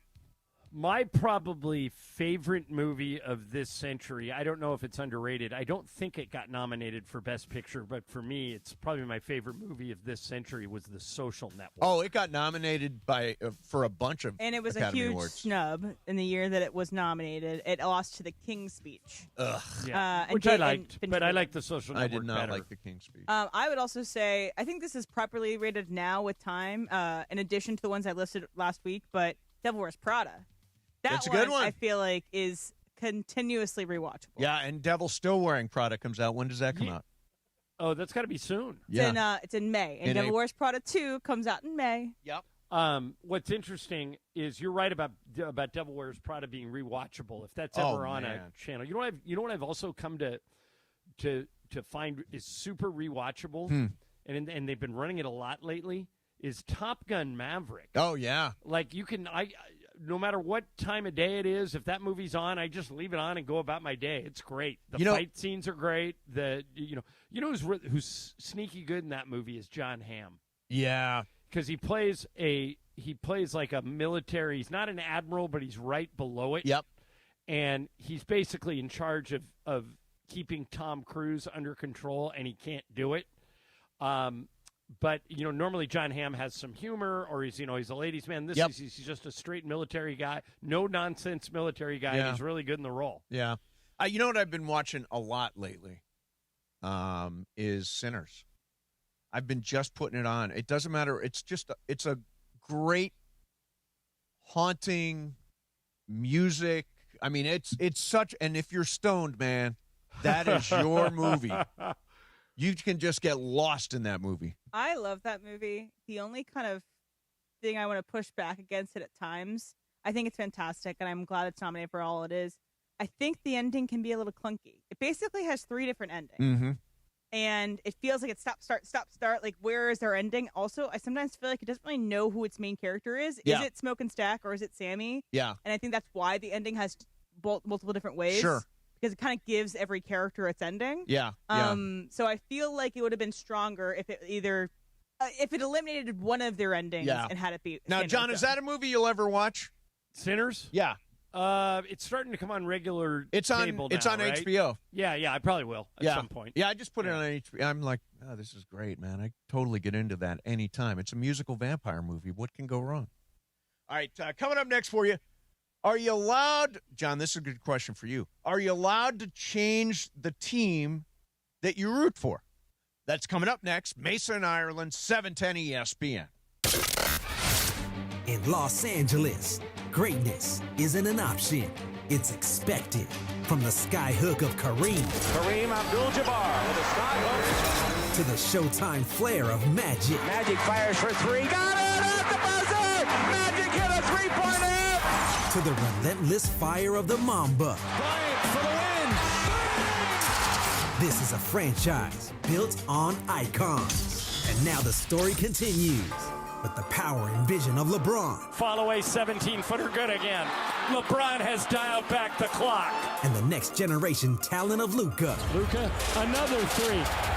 Good again! Different eras, same standard. Championship expectations. Me, LeBron, and AR, I think we're the leaders of this group. From the legends of yesterday to the superstars of right now. Lakers basketball lives here. ESPN Los Angeles. And it's game day, which means it's time to BB Go For It. Listen to Mason Ireland today for your chance to play. When you hear the cue to call, I'll be calling number 7 and guess which team scores the first 3-point basket of the game. We actually have 2 today. One for the game on Saturday and one for the game on Sunday. So get it right and you'll win a $100 BB Go promo code. Plus, be entered a chance to win a trip to basketball's biggest stage from our friends at BB Go. Bring something different to the table. BB Go For It.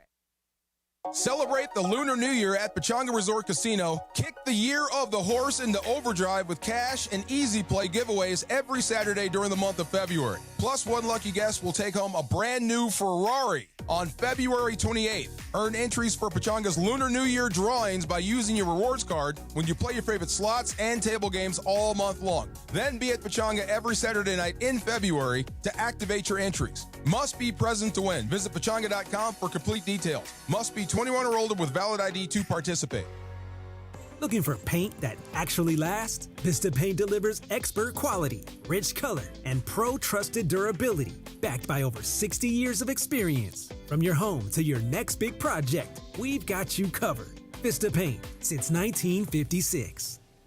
We all hear the radio ads about the IRS. They tell you to be afraid, to be scared, and they try to frighten you into calling. I'm not here to do that. Tax Relief Advocates is different. TRA is here to tell you that if you owe money to the IRS, whether it's $5,000, $50,000, or $500,000, we have a solution. It doesn't matter if you're sitting in your car, at work, or with your kids. No matter where you are, call now. 800-575-6759. Don't lose hope. TRA can eliminate or reduce what you owe to the IRS. Generous programs are now available that can give you a fresh start. Our passion is taxes and helping individuals fix their IRS problems. We have over 1,000 5-star reviews on Google and an A+ with the Better Business Bureau. You don't need to be afraid of the IRS any longer. End your tax nightmare today by visiting us online at TRA.com or call 800-575-6759. That's 800-575-6759. Tax Relief Advocates. Real solutions for real people. The biggest show on the radio, Mason and Ireland.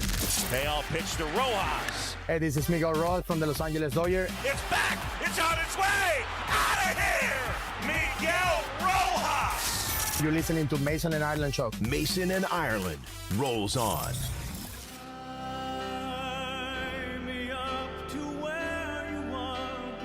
Josh Groban's birthday, and it's a Groban takeover.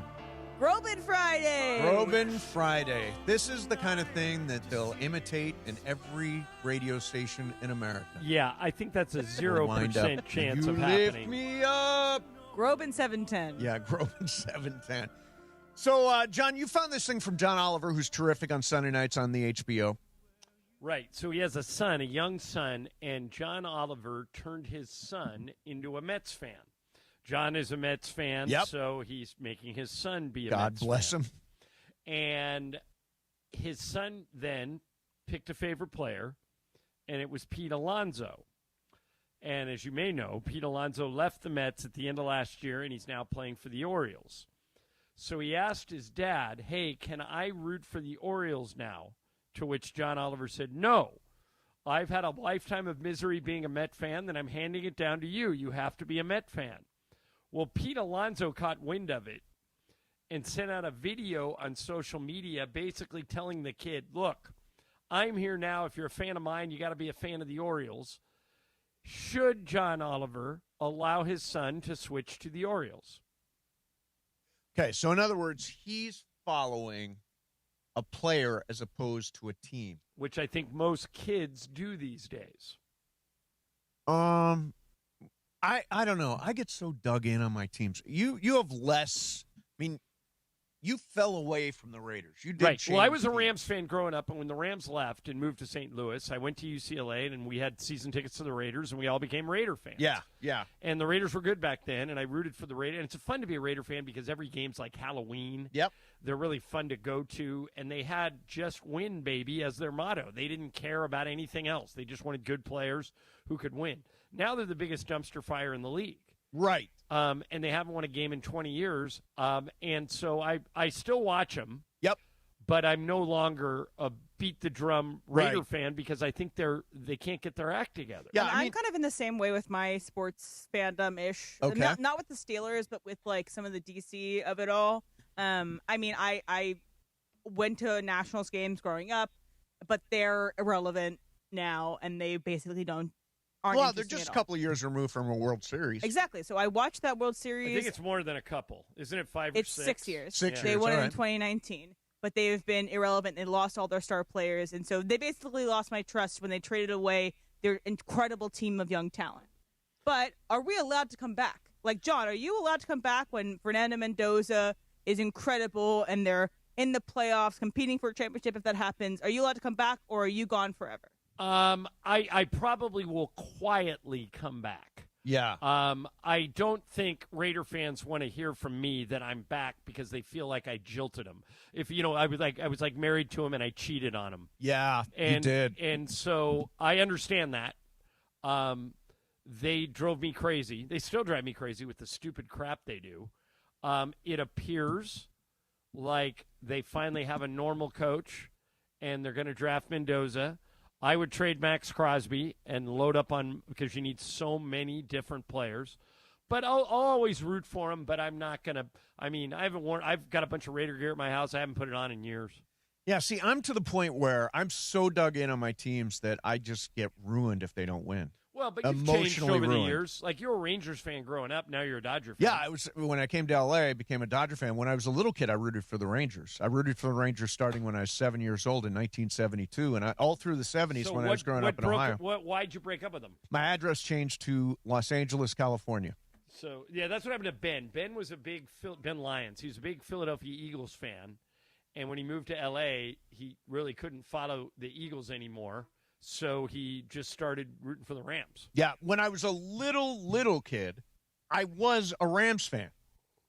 From the time I was little, I remember they were on TV a lot. Every one of those quarterbacks that we tried, from Burt Jones to Dan Pastorini to Dieter Brock to John Hadel to, I mean, you can keep going. Ultimately, Vince Ferragamo got us there in 79. But when they left, I got here in 92.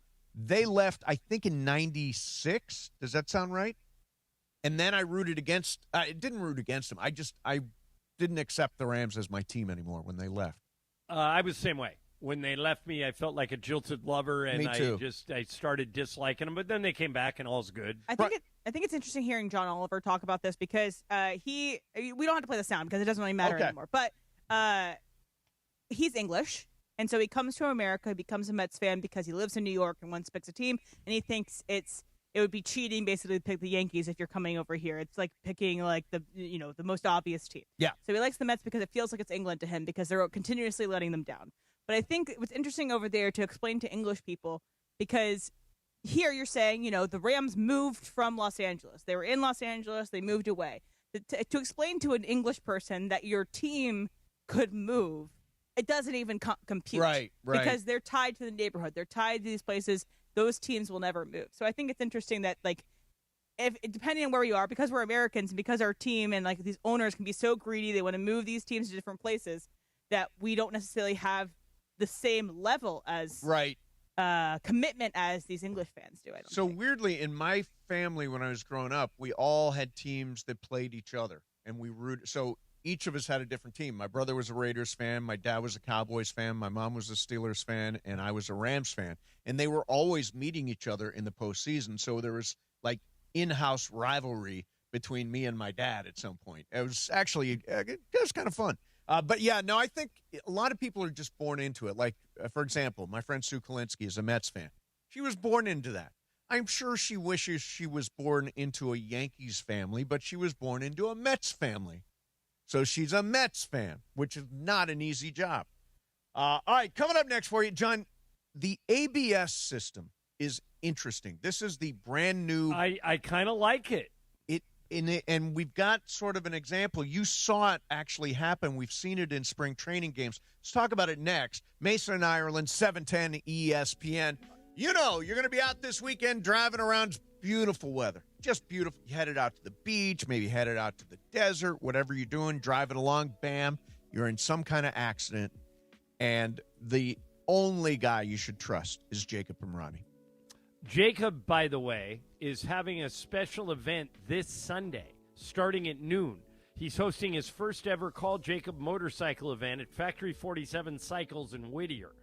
They have raffles, music, free tacos for the first 50 people, and all riders are welcome. So if you want to meet Jacob in person, head out there to Factory 47 Cycles in Whittier. But Mace. Yeah, by the way, I'm bringing my hog out there for Sunday. Excellent. The number is so easy to remember. You should put it in your phone, but if you forget to do that, just count 345-6789. Yeah. 800-345-6789. CallJacob.com still works, but you want to call Jacob if you get in an accident because he'll tell you immediately what to do. You did that, right? I absolutely did. I was in that spot. I called him right away. Now the number is even easier. 800-345-6789.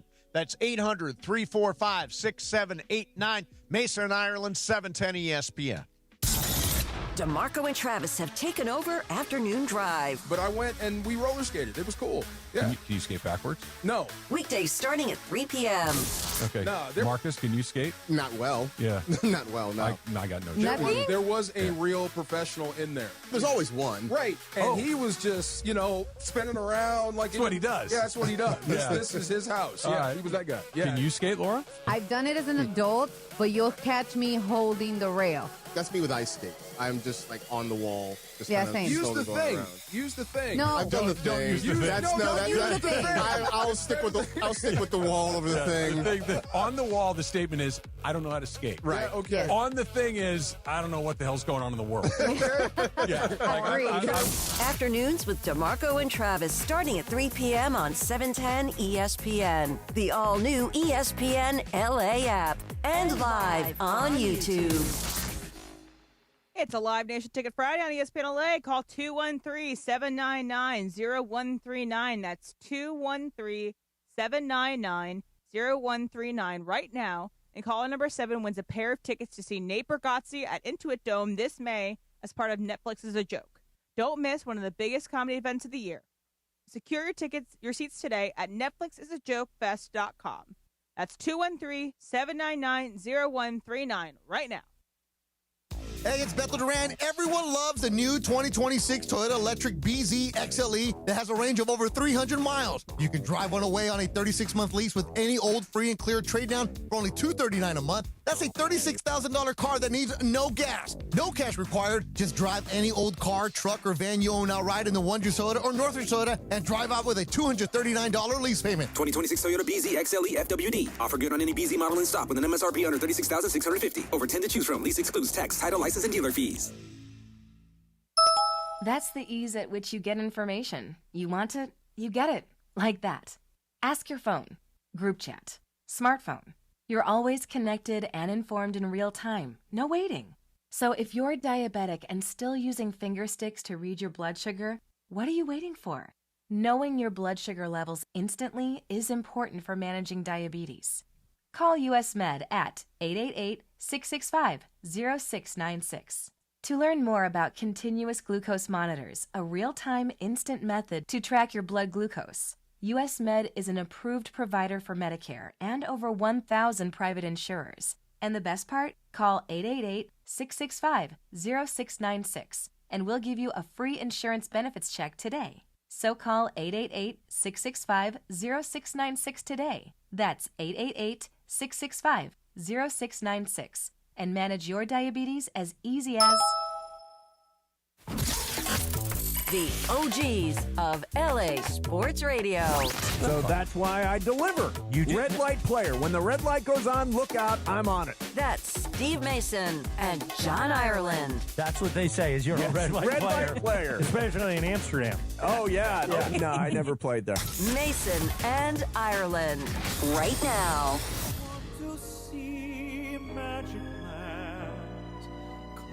Getting you pumped up for the weekend with some Jewish cooking.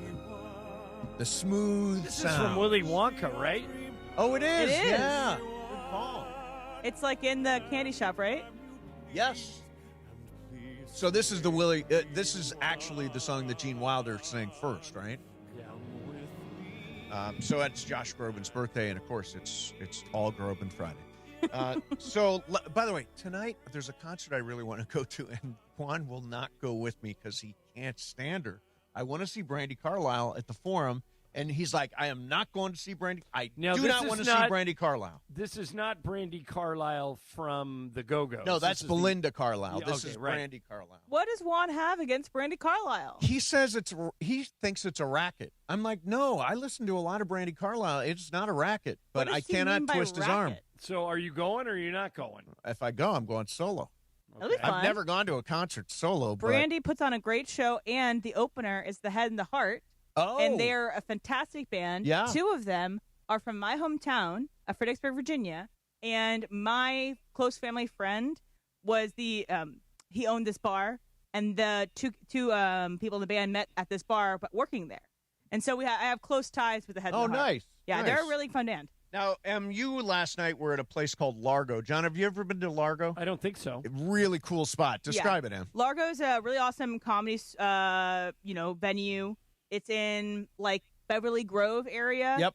And every night, like Sunday through Sunday, they have fantastic lineups. So like yesterday, it was this comedian. His name is Chris Fleming. He has a special coming out tonight on HBO. You guys should all check it out. He's really funny, really physical comedian. I would say he's like close to like a clown, but like not really. Anyway, he's fantastic. But when you go there, you buy a ticket for like Chris Fleming and Friends, or Judd Apatow and Friends, Fred Armisen and Friends. And so there will be a headliner, and then they'll bring people that they can get to be on their show. Yes. And also, often the people underneath the show are also as big or bigger than the person you're like I paying saw to see. Judd Apatow in Yeah. Friends, and Sarah Silverman showed up as a special guest. Right. So last night, my ticket's like $50. It's kind of expensive for a comedy show on a weekday, but I saw Chris Fleming and in Friends, and guess who comes out second? Conan O'Brien. Oh, wow. And he was testing out his Oscars material, and it is fantastic. I'm excited to see it. He was great, and he's also like a mentor to Chris as well. Sure. Chris has been a guest on his podcast a lot, and it's interesting because it's fun to be the test audience. Yep. See what works, see what doesn't, see how edgy they want to be, and maybe they'll, bring it back for the actual show. Yep. I saw him do it last year, and I remember, I can tell this now, but at the time, we saw it was like a week before the Oscars. Yep. And they had to test out if the Pope dies jokes because Conclave was nominated last year. Yes. And Pope was in not so great health. So they had to prepare as if whether or not the Pope lived or died before the Oscars happened and what jokes would happen. So it's kind of fun, and that's kind of how it worked last night. Yeah, I don't think people necessarily realize that when you're the Oscar host or the Emmy host or any of those, you've got to go out and test that material in clubs. That's cool that you got to see that last night. I think Conan is an excellent Oscar and you host. get to pretend that you're one of the people. He's like, okay, you there, miss. You'll pretend to be Natalie Portman. I'm gonna go, do this back and forth. Is this the year that the Oscars are leaving ABC? No, that's 2 years from now. Okay. Yeah, which is funny because he said, "Oh, how many of you guys know that Oscars is going to go to YouTube?" And there was like 2 people in the audience that went like, "Woo!" And he's like, "Well, that shows that no one really cares." Well, yeah. I mean, I honestly think it's better served on YouTube. I actually think all the award shows are probably better streaming as opposed to on broadcast. Well, network and then TV. the argument makes you and I always have, it's a TV show that I think they need to fit into a certain time window, and if it was up to you, you'd let every speech go as long as they want. Yeah, so, yeah. So YouTube or Netflix is perfect for that. Yeah, it is. Well, then the show will turn into like a 4-hour, It 5-hour will be. thing. Well, Mason right will now watch it's a it. 3-hour and 45-minute show. Yeah. Yeah. All right, and by the way, they added a category this year. They're actually making it longer, not shorter. And the other person, too, that was on the undercard, I would say, for Chris Philbin was Rachel Colley, who is going to be on the next season of Jury Duty. Jury Duty. Yeah, so she's great. All right. So, John, you saw, and I think this is interesting. This year, they're adding this ABS system to Major League Baseball, where a pitcher or a hitter can challenge a call. And the concern was, they're going to make games longer. It's going to take so long. They're reviewing stuff. Well, you know how I feel about replay. Absolutely. And when I saw this play out, I thought, wow, this is crazy. Basically, what it is a guy tapped on his helmet. Yep. And, to signal he wanted a review. They looked at it. It was 1/100th of an inch outside the strike zone. And so he won the challenge, and they called it a ball. But the thing I loved is from the time he tapped his helmet until the time the call was made was less than 17 seconds. That's fantastic. It's the opposite of an NBA review, which can take 5 or 6 minutes, sometimes longer. If they can do this all in under 20 seconds, I'm all for it. Yeah, me too. Me too. And I watched that you sent a video. Willie Adames is the guy that won a challenge by 1/10 of an inch. Oh, it's a 10th? I thought it was 1/10 of an inch. Okay. That's real close. But the part of it that bugs me is, are we still going to have the box for the strike zone on the screen? I don't know. The Quest-Tech box? Yeah, the one that shows you. Oh, yeah, that's outside. We were told that it's potentially being phased out because they don't want it to be used for cheating purposes. So the teams will have the broadcast, and they don't want to take these. You could be like the Astros and take an advantage. I think it's being phased out. For example, the Dodgers right now, spring training is not on their broadcast. As a viewing experience, though, I like to see the strike zone. Well, wouldn't they use it if an appeal is made? If an appeal is made, you'd see what the review center's seeing, right? But it turns into a graphic. Like, we're seeing it right now. It turns into a graphic, and then you see on the outside that there is a baseball. So it's what's been there for a while, where it turns into like kind of a video game looking thing. Yeah. It's not. It doesn't do the replay with the square there. Yeah, I don't know. I'm going to miss the square. By the way, the Lakers are losing on every TV screen in this studio right now.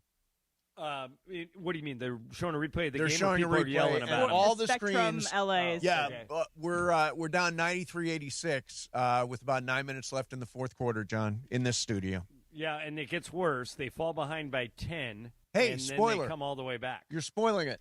Okay. You also had the sound from Paul Skeens the other day. Oh yeah, I love this. So Paul Skeens, who's going to pitch for Team USA in the World Baseball Classic, I think. Well, I just like his attitude. This is what he said. He was talking about the U.S. Men's and women's hockey teams. Listen to what he said, John. Seeing what the men's hockey team did, does that kind of get you even more motivated, like even more excited to be in this type of situation? Yeah, men's hockey, women's hockey, all the other, goals that we want in the Olympics. We're America, we got to assert our dominance over everybody else. That's what we do. So I love that. We're America. It's going to be fun. We're going to exercise our dominance. I like that attitude. It was, but he said he basically said, we're America. We're going to exert our dominance. That's how we do it. That's basically what he said. Yeah, how much does Canada hate us right now? Yeah, first we were jerking them around politically, and now we took the gold medal from in hockey. Well, WBC isn't going to help that. Blue Jays, Dodgers beat the Blue Jays. And Freddie's not competing for Team Canada this year because he's not in the WBC at all. Yeah. So, Canada's not going to win the WBC, I'll tell you that. No. I think there are 3 teams that can win the WBC. I think it's Team USA, Japan, and the Dominican Republic. I think the DR's got a really good team. Do you want to put mythical money on it? Which one's going to win it all? Yeah. Okay, let me think about You that. can look up the odds in the break. I'll check the odds, but yes, I think I will put some money on the World Baseball Classic. When does it starts? I think next week, doesn't it? Yeah, March 3rd. March 3rd? It's that early? Okay. Yeah, next week. That'll be fun. All right, coming up next for you, Charles Barkley complaining about the prevalence of the three-point shot. We will do that coming up next. In the meantime, we were talking about Josh Groban and singing the Willy Wonka song. Right now at Cosm, they've got this very cool cinema experience where they've converted Willy Wonka and the Chocolate Factory to shared reality. This is perfect for the whole family. Or maybe you're into sci-fi. They've done it with The Matrix. I saw The Matrix over there at Cosm. It's incredible. The Dome is this immersive experience with massive wraparound displays, booth-style seating. You watch the game from inside the Dome. You feel like you're actually at the game. So cinema experiences, but also all your favorite sports, NBA, Premier League Soccer, UFC, all that stuff going on every single day. By the way, one of the cool spots there is the rooftop bar with amazing views over all the development of Inglewood, including SoFi Stadium. Watch the English Premier League Soccer in shared reality. Cosm is the spot. Go to Cosm.com for a complete schedule of upcoming events and to get your tickets. That's Cosm, COSM.com, Cosm.com.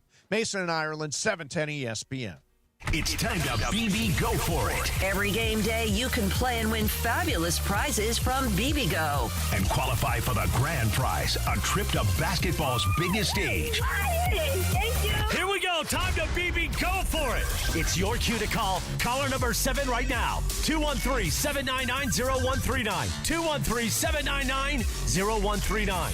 Caller number 7 gets to tell us which team tonight will hit the first three-pointer. BB Go For It. That's right. It's a Lakers game day. Tell us again which team will hit the first three-pointer, and you can win. From BB Go and ESPN LA. BB Go For It. We'll find out who's playing BB Go For It coming up next on ESPN LA. We got your chance to win. DeMarco and Travis have taken over Afternoon Drive. Why did you call me fat today? Weekdays starting at 3 p.m. I didn't you call called you him fat. fat? I did not Why call- did he call you fat? So okay, hold on. DeAndre, you were in the room. I'm gonna do Laura, exactly. you were in the room. I walked into the room Yep. like this. Okay, I'm gonna stand up for a second. Yep. And his response to me, he kind of gives me an up down. He goes, "Are you still walking?" What's wrong with that? Yeah, he did. Did I say the word fat? I did not. It was in the tone, DeMarco, as you Laura, right? You heard me say this before. Listen. No. Laura, what was your takeaway from it? Okay. Do you believe that he was saying that I put weight back on? I don't think he meant that, but the way it came off definitely sounded like DeAndre, that. what did you think? Oh, no. The tone mattered. Yeah. How he said it. Yeah, you're right, but I didn't say fat. Afternoons with DeMarco and Travis starting at 3 p.m. on 710 ESPN. The all-new ESPN LA app. And live on YouTube. Let the jams commence. Santana and the Doobie Brothers are coming to the Hollywood Bowl on August 13th for the Oneness Tour. 2 legendary bands, 1 unforgettable night under the stars. From smooth to listen to the music. Hear the hits that defined generations. Live it at one of LA's most iconic venues. Tickets are on sale now. Santana and the Doobie Brothers, August 13th at the Hollywood Bowl. Don't miss it. How are you? It's Dr. Robert Clapper. Guess what? The Weekend Warriors Show is back Saturday morning at 7 a.m. on ESPN LA, thanks to Cedars-Sinai. Cedars-Sinai is a global leader in orthopedics, offering a range of solutions in all orthopedic subspecialties to get you back to doing the things you love. Don't miss the Weekend Warriors Show with me, Dr. Clapper, Saturday mornings at 7 a.m. on 710 ESPN and the all-new ESPN LA app. I'm Boomer Esiason. My mom died from cancer. She was only 37 years old. She didn't have life insurance, and that was devastating for my family. That's why having life insurance is so important to me. Ethos makes it fast and easy. Get a quote in seconds, apply in minutes, and get same-day coverage. You can get up to $3 million in coverage with no medical exam.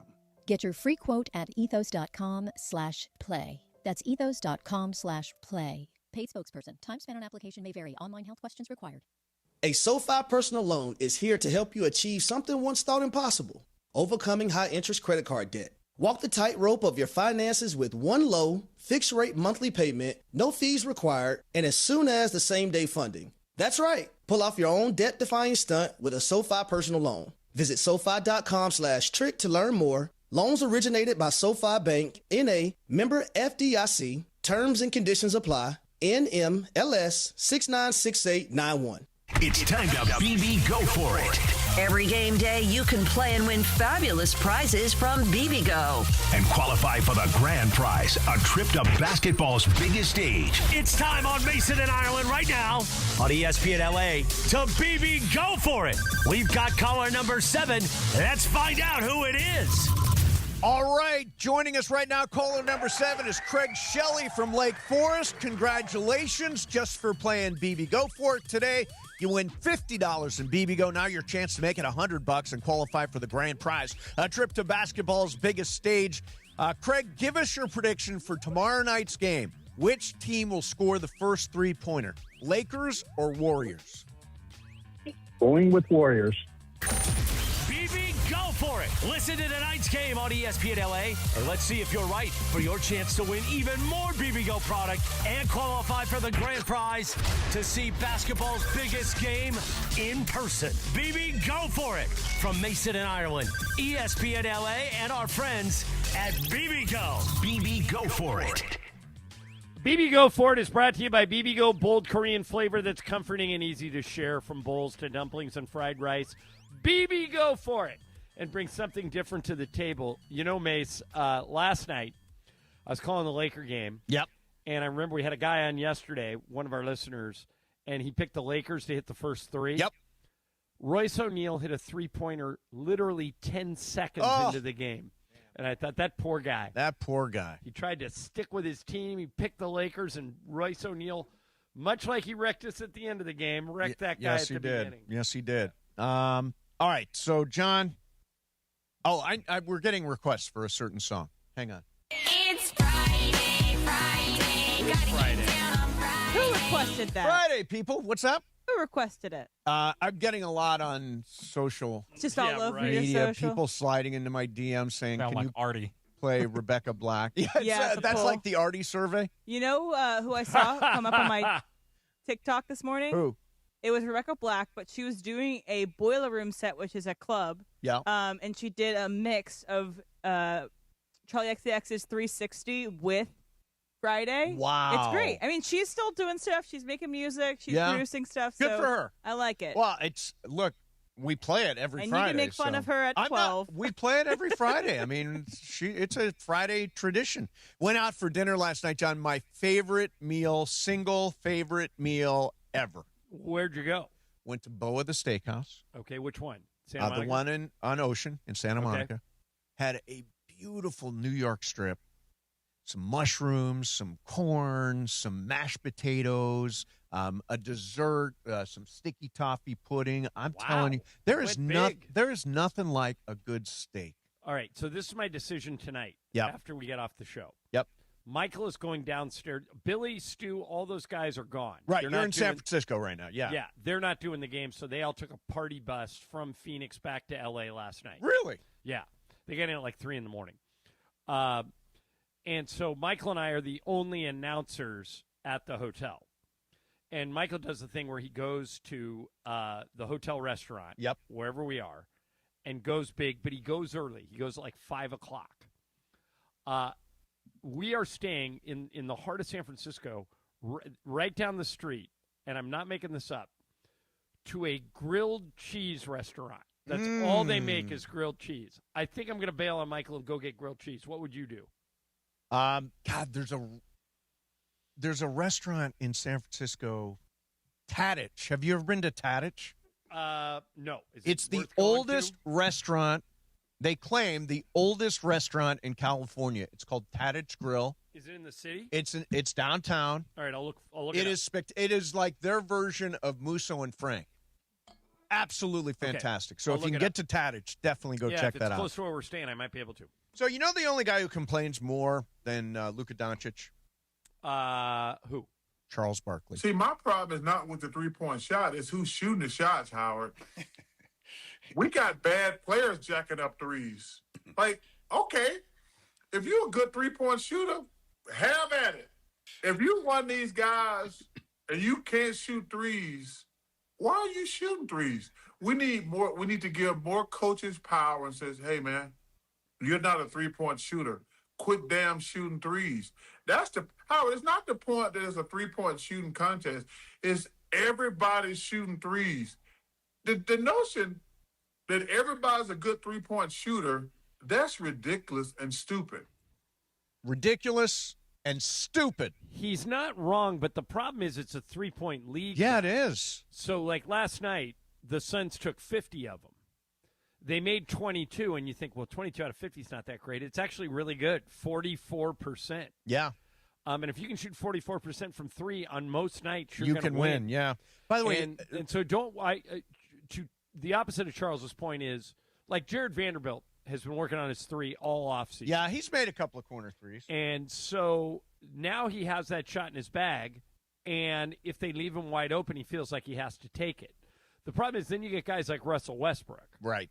Who feel like, well, you're disrespecting me for leaving me open, and he's jacking up threes. Even LeBron, I think, is shooting under 30%. He's in February, John.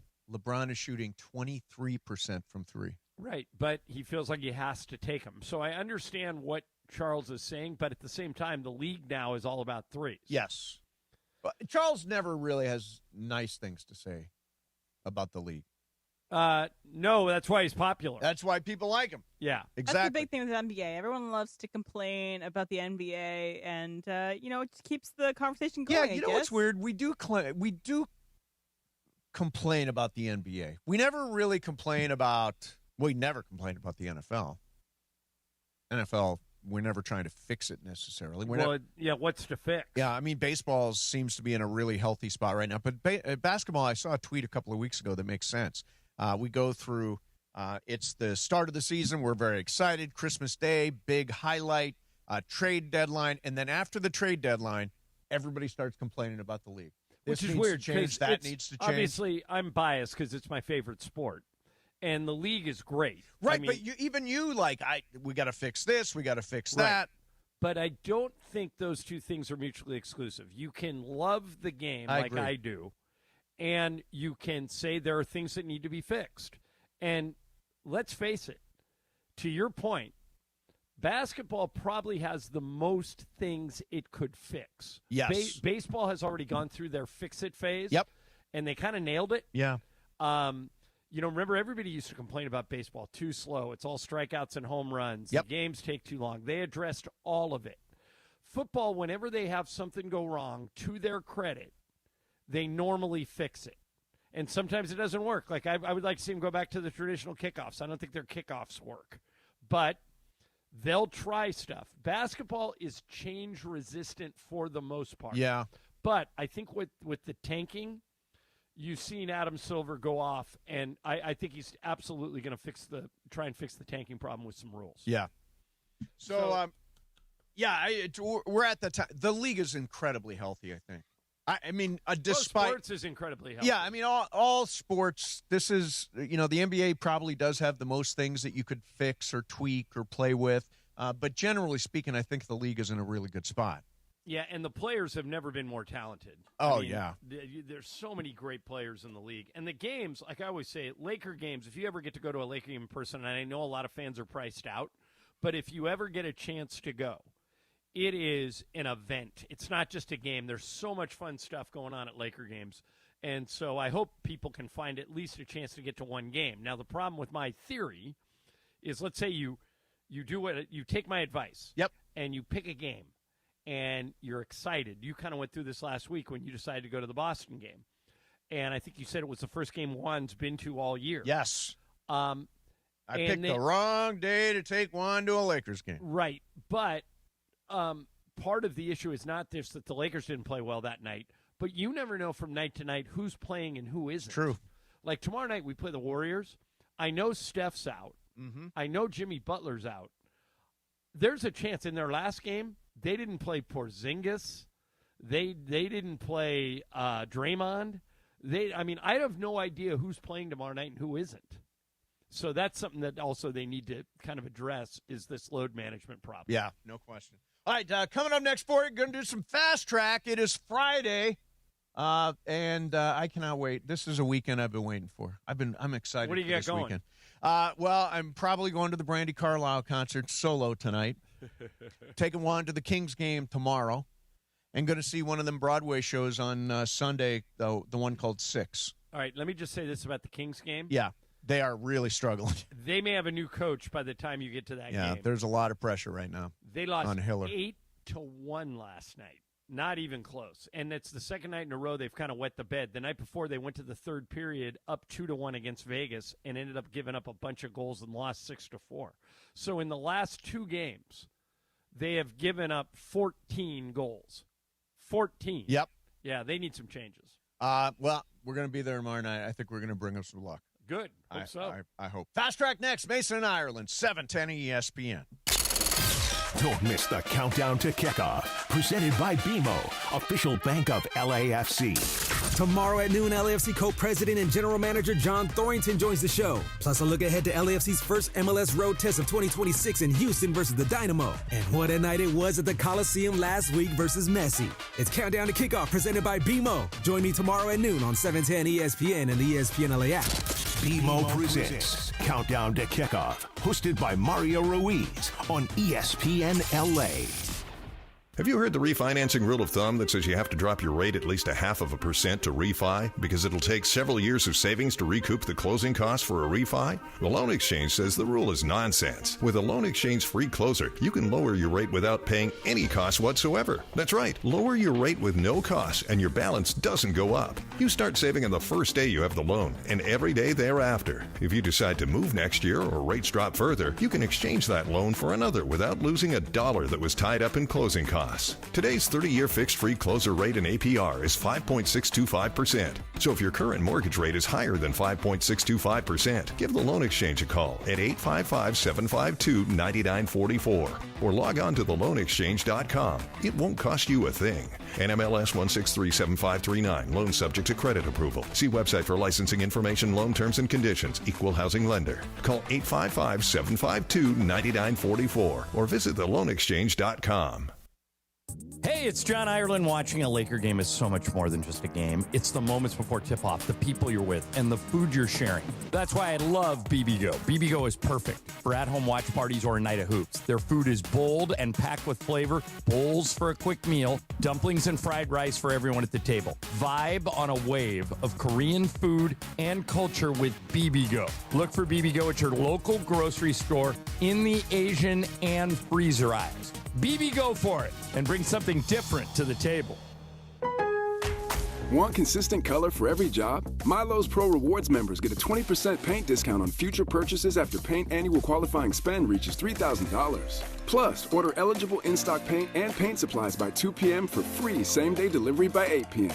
Improving is easy at Lowe's. Excludes spray paint and mistings. More exclusions, terms, and conditions apply. Subject to change. Details at Lowe's.com/terms. Same-day delivery valid in select zip codes. Subject to driver availability. Details at Lowe's.com/same-day delivery. I'm Boomer Esiason. My mom died from cancer. She was only 37 years old. She didn't have life insurance, and that was devastating for my family. That's why having life insurance is so important to me. Ethos makes it fast and easy. Get a quote in seconds, apply in minutes, and get same-day coverage. You can get up to $3 million in coverage with no medical exam. Get your free quote at ethos.com/play. That's ethos.com/play. Paid spokesperson. Time spent on application may vary. Online health questions required. Los Angeles, if you missed out on any action this past season, don't make the same mistake. Secure your spot in the Rams house for 2026. Watch every home game next year with big-time matchups against the Bills, Chiefs, Cowboys, and Packers. In addition, enjoy home playoff ticket access, interest-free monthly payment plans, and stadium event pre-sale access. Visit therams.com/2026. Again, that is therams.com/2026. Don't miss out on any of next season's action. Get your Rams season tickets today. The home of the Lakers, and now the home of the Rich Eisen Show. Weekdays 9 a.m. to noon, KSPN Los Angeles, a Good Karma Brands radio station. And it is 2 p.m. in the Southland on the biggest show on the radio, Mason in Ireland. And it is time for Fast Track. Fast Track. The return of Fast Track, driven by our friends at Cerritos Auto Square. Why do more people buy their car at Cerritos Auto Square than from any other location in Southern California? Easy. With 24 dealerships side by side, car shoppers can find the right car at the right price at the right location. Cerritos Auto Square. Learn more at CerritosAutoSquare.com. Time for Fast Track. Down low is 350Q, 3.25 horsepower, 4-speed, 410 gears, 10 coats of competition orange, hand-rubbed lacquer with a blue plain mat full, open race cams. Fast Track on Mason in Ireland. Time for Fast Track. Take it away, Mace. Zoom, man. Zoom. I have a game for everybody. Oh, a game. Okay, I'm going to try this out. I'm going to try different things in Fast Track. Is it about Disney again? It is not about Disney. That failed. This is about, it's Jeopardy. Oh, I Jeopardy. did Okay, like I a mini understand game this of game. Jeopardy. Yeah. Do we have to answer in the form of a question? Yes. Okay. This is basically like Jeopardy. You're going to have different categories, and you're going to have different points values you're playing for, and I will keep track of your points values. Okay. All right. So here are the 3 categories. Movie title math. You don't have to add it together. Just give me the number that connects both of these things. Okay. Sports movie quotes. Okay. And then NFL geography. NFL geography. All right. So how do we start? How do they start? Somebody you just pick starts. somebody. You just pick me, Brian, or Mace. All right. Mace, pick the category, and it's for 200, 400, or 600. Okay, I'll take movie title math for 600. Movie title math for 600. Samurai and 7-Year Itch. Mason. Go ahead. Oh. 14. That is incorrect. Oh, I'm saying you're not adding it together. You're giving me the number that is the connection. Oh, I see. I think the answer is a 7, right? Yes. Yeah. Okay, anyway, okay. Okay, got it. Okay. Well, I'll say that you got that right. Okay, All right. good. Anyway, Thank you. go ahead. All right, then you pick the next category. I will take sports movie quotes for 600. In this movie, Annie Savoy says... Ireland. Ooh, that was close. Brian, what do you think? I think it was Ireland. Okay, Ireland, go ahead. That is Bull Durham. What is Bull Durham? I'll count that. 600 for John. All right, next category, John. I'll do sports movie quotes for 400. All right. In this movie, much like the Lakers on any given night, Bill Murray says, Mason. I don't... Go ahead. What is Caddyshack? That is incorrect. You can finish the question now, right? Bill Murray says, I don't play defense. Ireland. Go ahead. What is Kingpin? That is incorrect. Brian? No clue. It is Space Jam. He does not play defense in Space Jam. Okay. Right, so how does it go again? Who starts now? Since nobody got it, I think I go again. Yeah, you go again. Let Brian go. All right, we'll come back to this in the second Fast Track. Okay. Oh, we're going to return to... I thought you said, okay, do you want Brian to pick it? Yeah. Okay, Sure. Brian, go. Let's just finish Sports it. geography, 600. All right, Sports Geography 600. It's the state with the lowest population density that is home to an NFL team. Ireland. Go ahead. What is Wisconsin? That is incorrect. State with the lowest population density. What 3 is 2. Tennessee? That is incorrect. It is Nevada. Nevada. All right, Mace. Didn't think you about go, that. Didn't think about that. All right, Macy, pick. Okay, movie title math for 200. For the money and day. Mason. Go ahead. What is 2? That is incorrect. Oh. I don't understand this one. I'll skip those. They're fine. It's 1. 1 for the money, 1 day, and then the next one I have was 13, Apollo 13 and going on 30. All right, that was bad. All right, Mace, pick the next one. Sports movie quotes for 200. In this movie, Junior Chance, we're going to Sizzler. We're going Ireland. to... Go ahead. What is White Men Can't Jump? That is correct. All Ireland, right. You're bored. NFL geography for 200 and 400. That left is on the correct. board. I'll take it for 400. NFL geography for 400. It's the team that has the northernmost stadium. Mason. Ireland. Mason. What is Seattle? That is correct. All right. All right. There's only Last one? one left is NFL geography for 200. Okay. It's the NFL division with the closest proximity Mason. between... Taking a shot. What is AFC East? That is incorrect. Okay. Finish the question. It's the NFL division with the closest proximity between teams. NFL. 3. Brian. Ireland. Brian, go ahead. What is NFC East? That is incorrect. Ireland. Go ahead.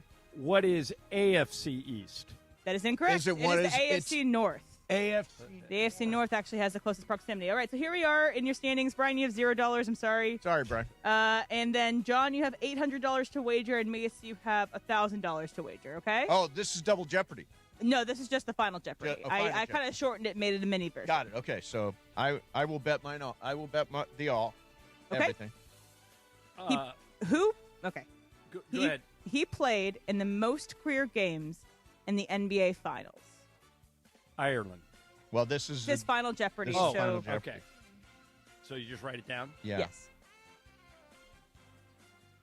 All right, do you guys both have your answer? Yes. Yes. All right, Mace, go first. And how much did you wager? I wagered everything, and I'm answering who is LeBron James. Okay, and John? I also wagered everything, and I think Mace is right, but I wrote down who is Bill Russell. And you are correct. It is Bill Russell. He has 70. He has played in 70 NBA Finals games. So, John, you win. It was I a took dramatic long- victory. Well, it needs a little tune-up, but it's I not know. terrible. We're But trying there's things something out. there. Yeah. I like Yeah, it. that first category with the numbers was no good, but It's the other two were it's good. that time of year. Let's keep trying stuff. Let's Right, just keep why trying not? stuff. BC, what do you want to try? Fast track. All right, well, I'm not going to spoil this for you, but while I was watching Traders last night, I will say they had a couple ads for the next season, the following season, and they're going back to the Average Joes. And they had a whole, hey, submit your application. Yep. So I filled out the whole application, got to the last part where you have to film a little video about yourself and kind of, tell us about yourself, video form. How do I sell myself? Because I'm seriously going to submit one here, and I want to be on the show. Well, so you would go on Traders, or you would Yes. go on? Okay. I would say you've got to be. No. Brian, you've got to involve the station. What you should do is you should do a walk and talk like Aaron Sorkin used to do, where you walk in through the front door of ESPN LA and you put like Mason and I will say hello. Morales will say hello. You just say, hey, my name's Brian Cohen. I work here at ESPN Radio. I'm in charge of pushing all the buttons. And you just walk from the front door all the way into the studio and then sit in your chair and start pushing buttons. And then ideally get in a fight with someone. Nice, That's okay. what they really want. They want you scheming and fighting. But you're right. The station connection is actually pretty and good. Brian, whenever you come across someone, like if you're walking down the hallway and Mason's there, just say, Mace, why should I be a contestant on Challengers? And then all of us can give you like a 20-second shout-out. Sure. Ooh, I like that. Okay, Yeah. that was a good idea. Yeah, I want to be on. I would love to be on Traders. I think I would be the best Trader player ever. Well, you should apply for the one that Oh. Brian is, too. Well, hey, let me ask you guys a question. Yes. Not Mace, this is more for Emily and Brian. Yeah. Emily, Brian, have you ever heard of the show Password? Oh, yeah. Like secret password? Okay, no, it's like I have to say a word to get Mason. Mason and I are on the same team. Yes. I have to say a word to get him to say the answer. So, I thought that was pyramid. No, that's $25,000 pyramid has a couple of different things. You can actually describe things in $25,000 pyramid. In Password, I can only say one word. Like if I say Mace, if I say loser, what's your answer? Angels. I was going to say Artie Moreno, but you're close. Yeah. That's a good so one. That's the way it works. But if Mason and I ever went on Password, we would destroy Yeah, people. we'd be pretty good. We'd be pretty damn good. All right, so I wanted to mention something real quick here, John. You know about this, and Em, you know about this. I am starting a new show. It's going to premiere on March the 17th. And on St. Patrick's Day? On St. Patrick's Day, yeah. Just happens to be St. Patrick's Day. And if you want to, I'm doing an Ask Me Anything to kick off the show. So if you come up with any kind of question for me, it can wind up on the show. Tweet me at Venice Mace, M-A-S-E, or DM me. More details to come. All right, more Fast Track coming up next for you. Mason and Ireland, 710 ESPN. All right, the Lakers and Toyota are celebrating 50 years of their legendary partnership. They started working together in 1976. And as part of that, every Toyota right now is on sale. The trucks like Tacoma and Tundra, the SUVs, the RAV4 and the 4Runner, for great value, the Camry or the Corolla, all of them, no matter what you like, it's on sale. And everything you need to find your perfect Toyota is right at your fingertips at Toyota.com. Explore their full lineup of vehicles, compare side by side, and then when you go into a Southern California Toyota dealer, you'll know exactly what you're looking for. It's all part of 50 years of teamwork, innovation, and going places together. We make it easy. Let's go places. Toyota. It is Fast Track on Mason and Ireland on 710 ESPN, the all-new ESPN LA app, and always on YouTube at ESPN Los Angeles, driven by Cerritos Auto Square. It is time for Fast Track. Fast Track. Why do more people buy their car at Cerritos Auto Square than from any other location in Southern California? Easy. With 24 dealerships side by side, car shoppers can find the right car at the right price at the right location. Cerritos Auto Square. Learn more at CerritosAutoSquare.com. Time for Fast Track. More Fast Track next. And tune in to DeMarco and Travis all week for your chance to win a pair of tickets to Pechanga Resort Casino's annual Wine Festival and Chocolate Decadence on Saturday, March 7th. When you hear the cue to call, get ready to sweet talk your way into a night of chocolate and wine. Visit Pechanga.com for tickets and details. Pack your year with awe and awesome at SeaWorld San Diego. Get up close to over 9,000 animals. Experience the thrill of the deep with mesmerizing shark species in the all-new Shark Encounter, opening this spring. Savor over 150 international flavors during the Seven Seas Food Festival with an all-new headlining concert lineup on select dates from February 27th through April 26th. Go from real to unreal at SeaWorld. Tickets as low as $69.99. Hurry, offer ends soon. Restrictions may apply. How are you? It's Dr. Robert Clapper. Guess what? The Weekend Warriors Show is back Saturday morning at 7 a.m. on ESPN LA, thanks to Cedars-Sinai. Cedars-Sinai is a global leader in orthopedics, offering a range of solutions in all orthopedic subspecialties to get you back to doing the things you love. Don't miss the Weekend Warriors Show with me, Dr. Clapper, Saturday mornings at 7 a.m. on 710 ESPN and the all-new ESPN LA app. Hey, it's John Ireland. Watching a Laker game is so much more than just a game. It's the moments before tip-off, the people you're with, and the food you're sharing. That's why I love BBGO. BBGO is perfect for at-home watch parties or a night of hoops. Their food is bold and packed with flavor, bowls for a quick meal, dumplings and fried rice for everyone at the table. Vibe on a wave of Korean food and culture with BBGO. Look for BBGO at your local grocery store in the Asian and freezer aisles. BB, go for it and bring something different to the table. If you're tired of hearing scary ads about the IRS, Tax Relief Advocates wants you to know you don't have to be afraid. No matter what challenging life situation you're facing while owing 10 or even hundreds of thousands in back taxes to the IRS, we have a solution. TRA has already negotiated over $1.5 billion in taxes owed by over 180,000 struggling taxpayers since 2017, earning over 1,000 five-star Google reviews and an A+ rating with the Better Business Bureau. Generous tax debt forgiveness programs are currently available that can end your tax nightmare and may reduce or eliminate what you owe the IRS. If you're facing collections or an audit, don't lose hope. Act now to check what tax relief you may qualify for. Simply visit TRA.com or call 800-583-4890. 800-583-4890. Again, that's 800-583-4890. Tax Relief Advocates. Real solutions for real people. Fast Track. And it is Fast Track on 710 ESPN. Mason and Ireland on the all-new ESPN LA app, 7:10 a.m. and always on YouTube at ESPN Los Angeles. Fast Track now back in the 2 p.m. hour on Mason and Ireland, driven by Cerritos Auto Square. Why do more people buy their car at Cerritos Auto Square than from any other location in Southern California? Easy.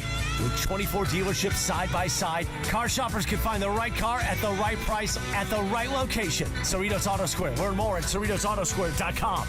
Once again, back to Fast Track and back to Mason and Ireland on 710. All right, vroom, vroom, man. Vroom, vroom. Well, instead of playing a game that won't work, I'm going to do just a normal fast track for you guys. Okay, normal fast track. Netflix's Untold is coming back with 4 films this year, and here are the 4 films that are listed. Okay. It's the death and life of Lamar Odom. Lamar revisits the infamous night at the Love Ranch that nearly cost him his life. Wow, that's a heavy one, but I would love to watch it. The next is Chessmates, the story of Magnus Carlsen and Hans Niemann's 2024 rematch following Niemann's highly controversial cheating scandal. It's where he had the buzzer and his booty. For chess? Yes. And the third one is Jailblazers revisit the early 2000s Portland Trailblazers through first-hand accounts from Rashid Wallace, Damon Stoudemire, Bonsai Wallace, I don't know how to say these guys' names, and more. And then the fourth one, the shooting at Hawthorne Hill, a retired Olympic equestrian and his new dressage student begin a feud that culminates in a shocking act of violence. Which is the most interesting to you? For me, it's Lamar Odom. Yeah, for me, it's Lamar also. Although they also... have you ever seen dressage, John? Yeah, I think so. Remember Jody Ambrose, who used to be our board op, was super into equestrian stuff. It's like, didn't she do that? Dressage is horse dancing. That's where they dance along to the music. It really is incredible to see. And a scandal involving that or an act involving that sounds interesting to me. But I like those Untold shows. I think they do a really good job. Brian? Fast Track. All right, on this day, February 27, 1992, Tiger Woods made his professional debut here in L.A., actually, the Riviera Country Club, the Nissan Los Angeles Open. Yeah, he was 16, 14? 16 years old at the time. Okay. You know, kind of just thinking about Tiger as a whole here. Every day we're in here, it seems like around this time, it's always the TGL on ESPN. Yeah. The league him and Rory kind of created where, you know, it's the virtual-esque golf league. Like mini golf kind of thing. Right. Have you guys been watching any of this? And to me, I don't know why it's still going. I thought, you know, 1 year was okay, but not the biggest fan. And even watching it on TV, I feel like it's a little boring. John, are you watching it? I'm not. It's too gimmicky for me. That doesn't mean other people won't enjoy it, but for me, it's too gimmicky. This is the one where it's like a really small, and you're hitting into a screen. And they have like a rotating green, and you know they do a whole bunch of. But the one thing I will say about that league, Brian, is they did get everybody. They got like every great golfer, like the top 20 golfers in the world are all in that league. So if you want to watch those guys hit like trick shots and difficult shots, it might be for you. But the thing I love about golf is the challenge of being outside and navigating wind and elements and weather, and none of that happens with that league. Thank you very much, Brian. I just found the odds for the World Baseball Classic. Who do you think the favorite is? Japan. It's us. Oh, is it? Yeah, 52% is what Kalshi has us at. Japan is at 22%, and the DR is at 17%. That means the U.S. is a pretty heavy favorite to win this thing. Well, not necessarily, because if you're using the Kalshi numbers, that just means more people. Kalshi's an American app. Yeah, it's a betting app. More people in America are going to bet on the USA, right? Oh, but this is worldwide. Kalshi is not just a U.S. thing. Kalshi is like a worldwide thing. But it's based here, right? It's also based on predictions. So you're predicting against other people. It's not necessarily you're not betting against the house. The house sets the market. So it's basically like most people think this, as opposed to the house is setting the line. Yeah, in other words, John, it's where people are putting their money, but it's not just domestically. Like Kalshi and Polymarket, those are like worldwide operations. In any event, it's a good way to check and see who's a favorite, what's likely to win, who's likely to win, all that kind of stuff. What are the restrictions on Kalshi? In other words, could I make a bet on Kalshi that Steve Mason's going to be late for work on Monday? You could not do that. But you could bet on just about anything, John. But nothing that we could fix the outcome of, right? Like if I bet $100,000, you're going to be late to work on Monday. You will just be late, and we can split the money. So here's the way I used it. I made a very complicated prop bet on the Super Bowl, and one of the categories was what is the first song going to be during the halftime show. And the favorite on Kalshi was Titi Me Pregunto from Bad Bunny. And that is what I used in my parlay. And that was the heavy favorite on Kalshi to be the first song. Was it? Yeah, it worked. But the things that our show, like if we were nefarious, could manipulate would be something like saying a certain did. Right. And then we get it going viral on the internet, and then people believe it even though it's not founded. And you tilt the betting markets. Yeah, that's right. kind of how it could be manipulated on our show. Well, think about it. Somebody knew what Bad Bunny's first song was going to be. Right. Somebody had been at rehearsals and seen his set list and all that kind of stuff. That's an easily manipulator. It's easy to manipulate. Yeah, there you go. Yeah, that, and then the length of the national anthem, same thing.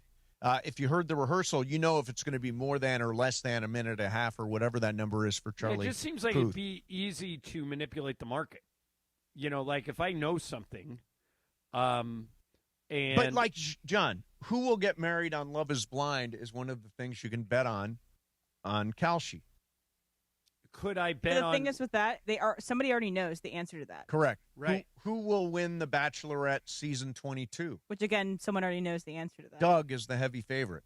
Well, and like reality, Steve already knows who won. So I mean, couldn't he just make a huge bet and collect guess. Or manipulate Kalshi to say something else? Somebody else should be the highest, just so they can buy low. It's kind of like stock markets and shorts. Yes. We've been learning about this on the industry, Mace. Yes. So basically, you Harper can short is this. big on the shorts. Yeah. Do you ever short a stock, John?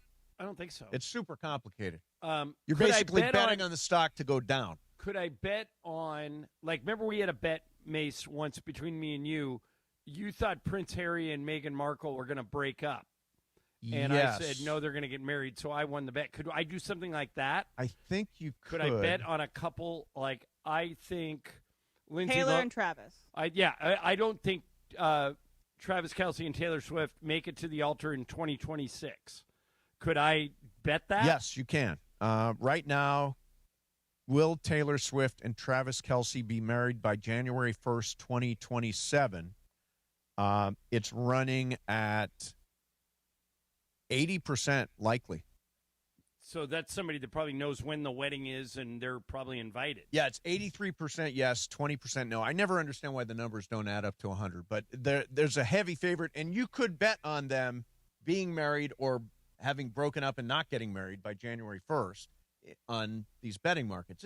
It's crazy. I don't fully understand it. I mean, and all this being said, please wager responsibly. I know that this is on the rise in terms of people, maybe, abusing betting and stuff like that. So just keep in mind whenever we're talking about this to always go within your means. Yes, absolutely. All right, so real quick, John, I wanted to play something for you. Again, last night, Lakers lose in Phoenix. Tomorrow night, they are in San Francisco. That's where John is right now. Earlier this morning, Brian Windhorst talked about the Lakers roster. They built this team because they thought Luka, LeBron, and Austin Reeves would be just so killer on offense that you wouldn't have these situations, and they just ain't. They're a poor defensive team where their three best offensive players when they play together, and this is not an insult to Luka. It's not an insult to LeBron. It's not saying they hate each other. It's not like some headline thing. They are too similar to each other, and the data shows it. When they play, Greeny, they're a bad team. They're a bad offensive team. So this is really just a product of what they are. Early in the season, they pretty much won every clutch game. They won their first 13 clutch games. But it was a fake. It was a fake record. And now the worm is turning on them. And JJ set up great offensive plays the last two games to get shots at the end of the games. Beautiful job by the coaching staff. You don't win all the clutch games. Yeah. So you don't get into clutch games. They're just an average team, and they're going to blow it up in the offseason, and everybody knows this, and we'll just go through the process and enjoy it. Yeah, is there a sense, John, that this is, I'm not going to be here next year. I'm not going to be part of this. I got to worry about my next deal and where I'm going to be. Is there any of that stuff going on? Not that I've noticed, but I don't think anything Brian said there was inaccurate. I think that the possibility of Luka and LeBron together and Austin's rise in his level of play looked like on paper it was going to be really, really good. Now we know other teams can exploit the Lakers defensively. Yep. And I was thinking, and I've been saying all year, even JJ admitted, he said this like 2 months ago. He said, we're not a good defensive team, but maybe by the end of the year we can become a good defensive team. Well, the clock's ticking on that now. We only got 24 games left. And last night your defense cost you a game you should have won. So I don't know if over these last 24 games the Lakers can find a defensive group that can close out games. Now, I mentioned earlier they started the season 11-0 in clutch games. And the way I interpreted that was, okay, down the stretch they have multiple closers, LeBron, Luka, and Austin. And for whatever reason, if you need them to play defense for 5 minutes, they can do it. What we've seen over the past two games, the loss to Orlando and the loss last night in Phoenix, is that maybe they cannot do that. Right. Maybe their defense isn't good enough to hold up that end of the bargain. Now, could they figure it out in 24 games? Maybe. But based on the last 3 games, you would think they're moving in the wrong direction. Yeah, I mean, the one thing I'll say is I've started to wonder, because enough people have talked about it, whether or not, and I believe, Luke, that obviously LeBron's not going to be here next year. I firmly believe, especially some of what we're seeing right now and the way the pieces fit together and all that stuff. But should Austin Reeves be here again next year despite his defensive liabilities? We'll get into that coming up next. Mason and Ireland, 710 ESPN. All right, you hear me talk about National University on our show all the time. It's one of my favorite partners, Dr. Mark Milliron and the group at NU. They want to help you get the degree that maybe you never had time to get when you were younger. They love working students. They love military. It's born and built right here in Southern California. They're a nonprofit university that offers more than 150 degree programs, credentials, and certificates. So if you're one of those people that always wanted to get a degree and you didn't have time, they want to help. They love working with people who they call anders. Like maybe you have a job and you have a family and you want to get a degree. They're here for all your ands. They're a proud sponsor of the Lakers, a proud sponsor of ESPN LA. They work with you on your schedule. 4 and 8 week online courses, great transfer credit policy, millions and awarded in scholarships last year. If any of this sounds interesting to you, just go to their website. It'll answer any questions you have. nu.edu. nu.edu, National University. It's time to BB Go for it. Every game day, you can play and win fabulous prizes from BB Go. And qualify for the grand prize, a trip to basketball's biggest stage. Thank you. Here we go. Time to BB Go for it. It's your cue to call caller number 7 right now. 213-799-0139. 213-799-0139. Caller number 7 gets to tell us which team tonight will hit the first 3-pointer. BB Go for it. That's right. It's a Lakers game day. Tell us again which team will hit the first 3-pointer, and you can win. From BB Go and ESPN LA. BB Go for it. We'll find out who's playing BB Go for it coming up next on ESPN LA. We got your chance to win. DeMarco and Travis have taken over Afternoon Drive. So they gave us jerseys, but they didn't give us the jerseys until right before the game was about to start. Okay? Oh, no. Weekdays starting at 3 p.m. Go ahead. You know what happened next. Busted can of biscuits. And one of my listeners, who is actually, I would say is a friend of mine right now, is sitting in the stands with his phone like this. Just like, go ahead, do it. Do it. And I was pretty heavy at the time, right? And so I take off my shirt and click, click, click, click, click, click, click, click, click. With your belly button out? Dude, I look like an absolute garbage tire fire. Garbage it was pail just kid. disgusting. It was all pasty and fat and gross. Afternoons with DeMarco and Travis starting at 3 p.m. on 710 ESPN. The all-new ESPN LA app. And live on YouTube. Los Angeles, introducing the newest, most trusted injury hotline. Accident or injury, call Jacob and Ronnie. Call Jacob, 1-800-345-6789. Call Jacob. Diabetes, high blood pressure, anxiety meds, everyone's on them. If you're a 50-year-old male, maybe a bit porky, and you may even have type 2 diabetes, $1 million of term insurance may only cost you about $200 a month. Call Term Provider. Speak with Big Lou at 800-568-2790. Big Lou will find a term life policy for you even if you have type 2 diabetes, are overweight, or have high blood pressure. Term Provider has helped thousands of people like you who think they can't afford term life insurance. To buy $1 million of affordable term life for you, all you need to do is call Big Lou at 800-568-2790. Lou will make sure the scales are tipped in your favor. Call 800-568-2790.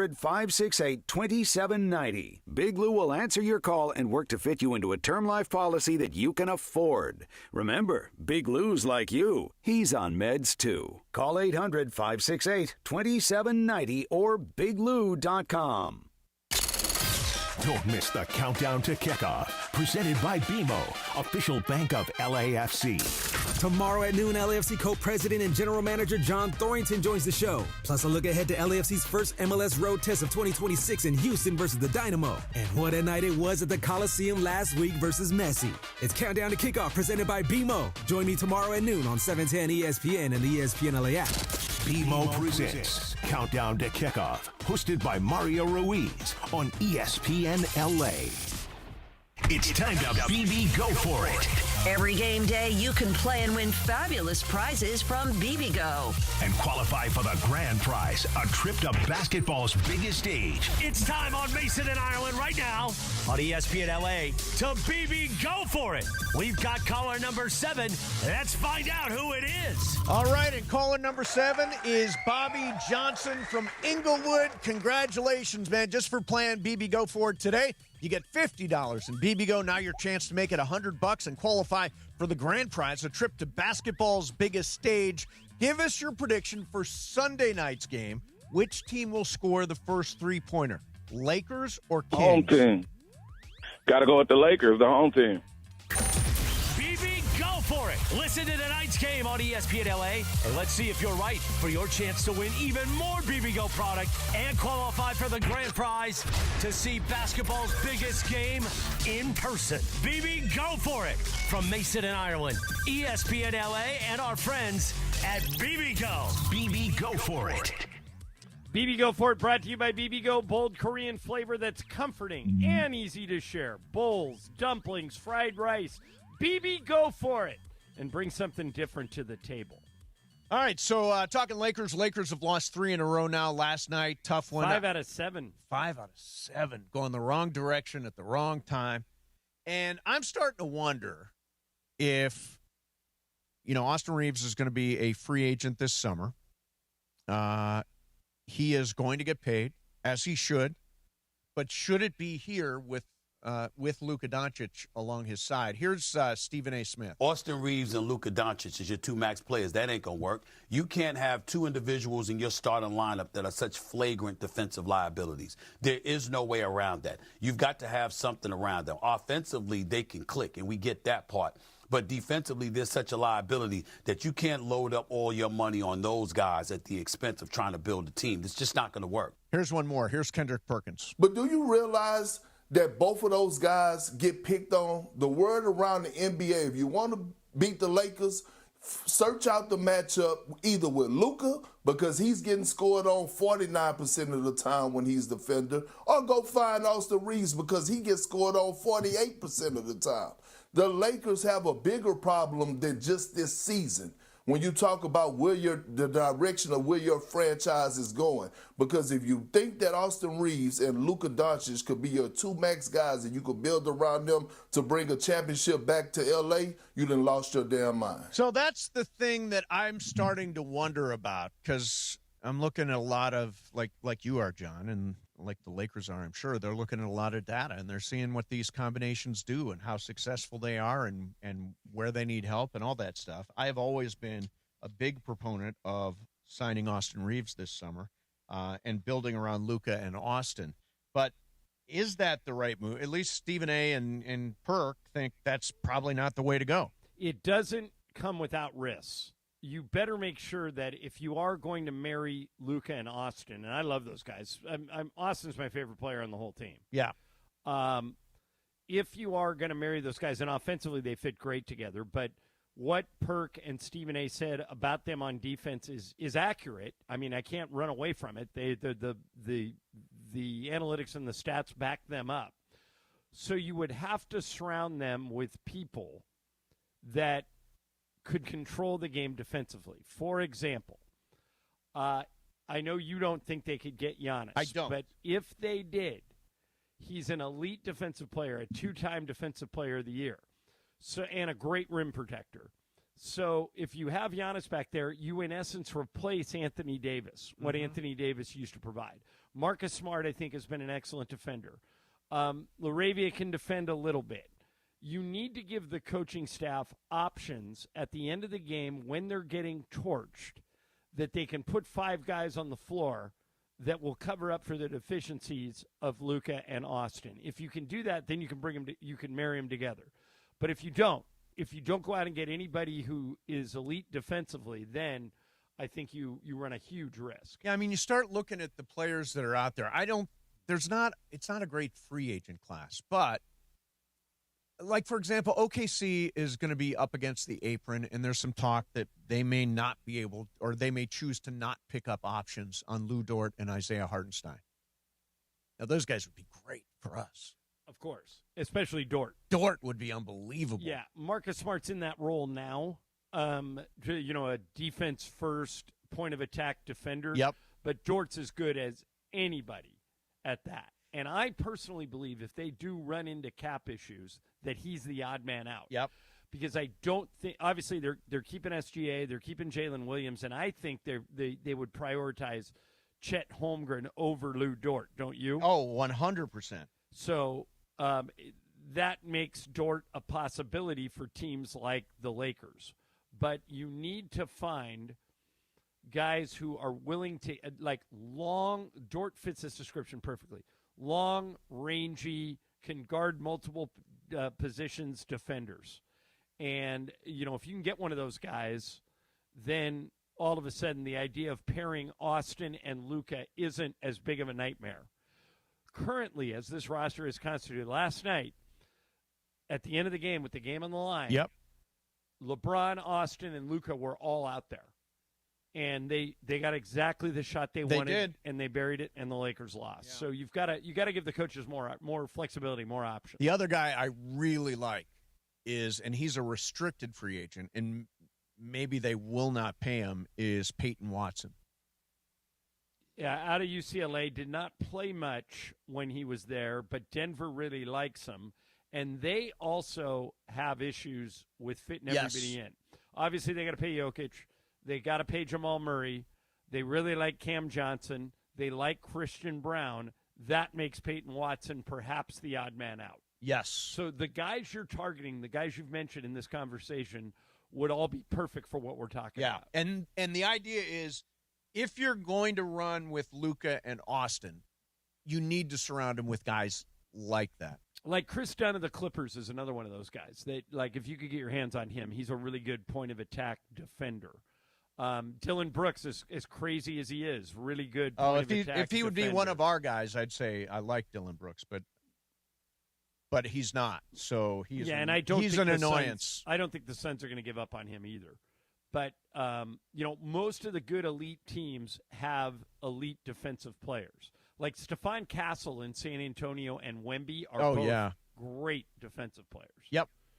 So that's why I think San Antonio is the team to beat. Yeah. They're just so deep and so loaded, and they've got a couple of superstars who haven't really hit their prime yet in Wemby and Castle, but they play like superstars. So I think what do they won, 10, 11 games in a row? Yep. I think that if they get into the Western Conference Finals against OKC, I would pick the Spurs. Plus, I mean, they've got great. They're like OKC in that they keep sending guys after you. Dylan Harper's really good. Devin Vassell's really. I mean, they really have depth, and I think that's what it takes to win in this league now. Is you've got to have depth. Now, you will always say it comes down to 5 guys, and the benches get short in the in the postseason, which is true.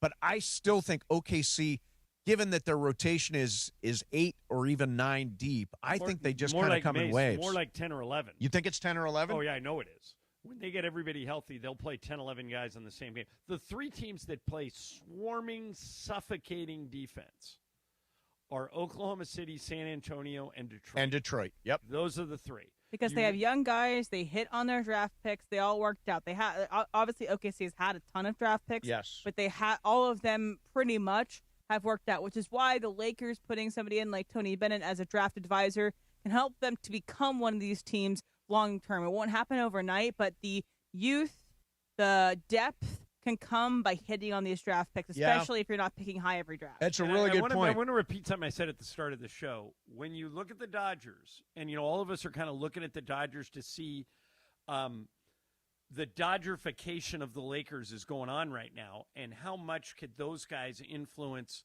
what the Lakers do? There's no salary cap in baseball. There is in basketball.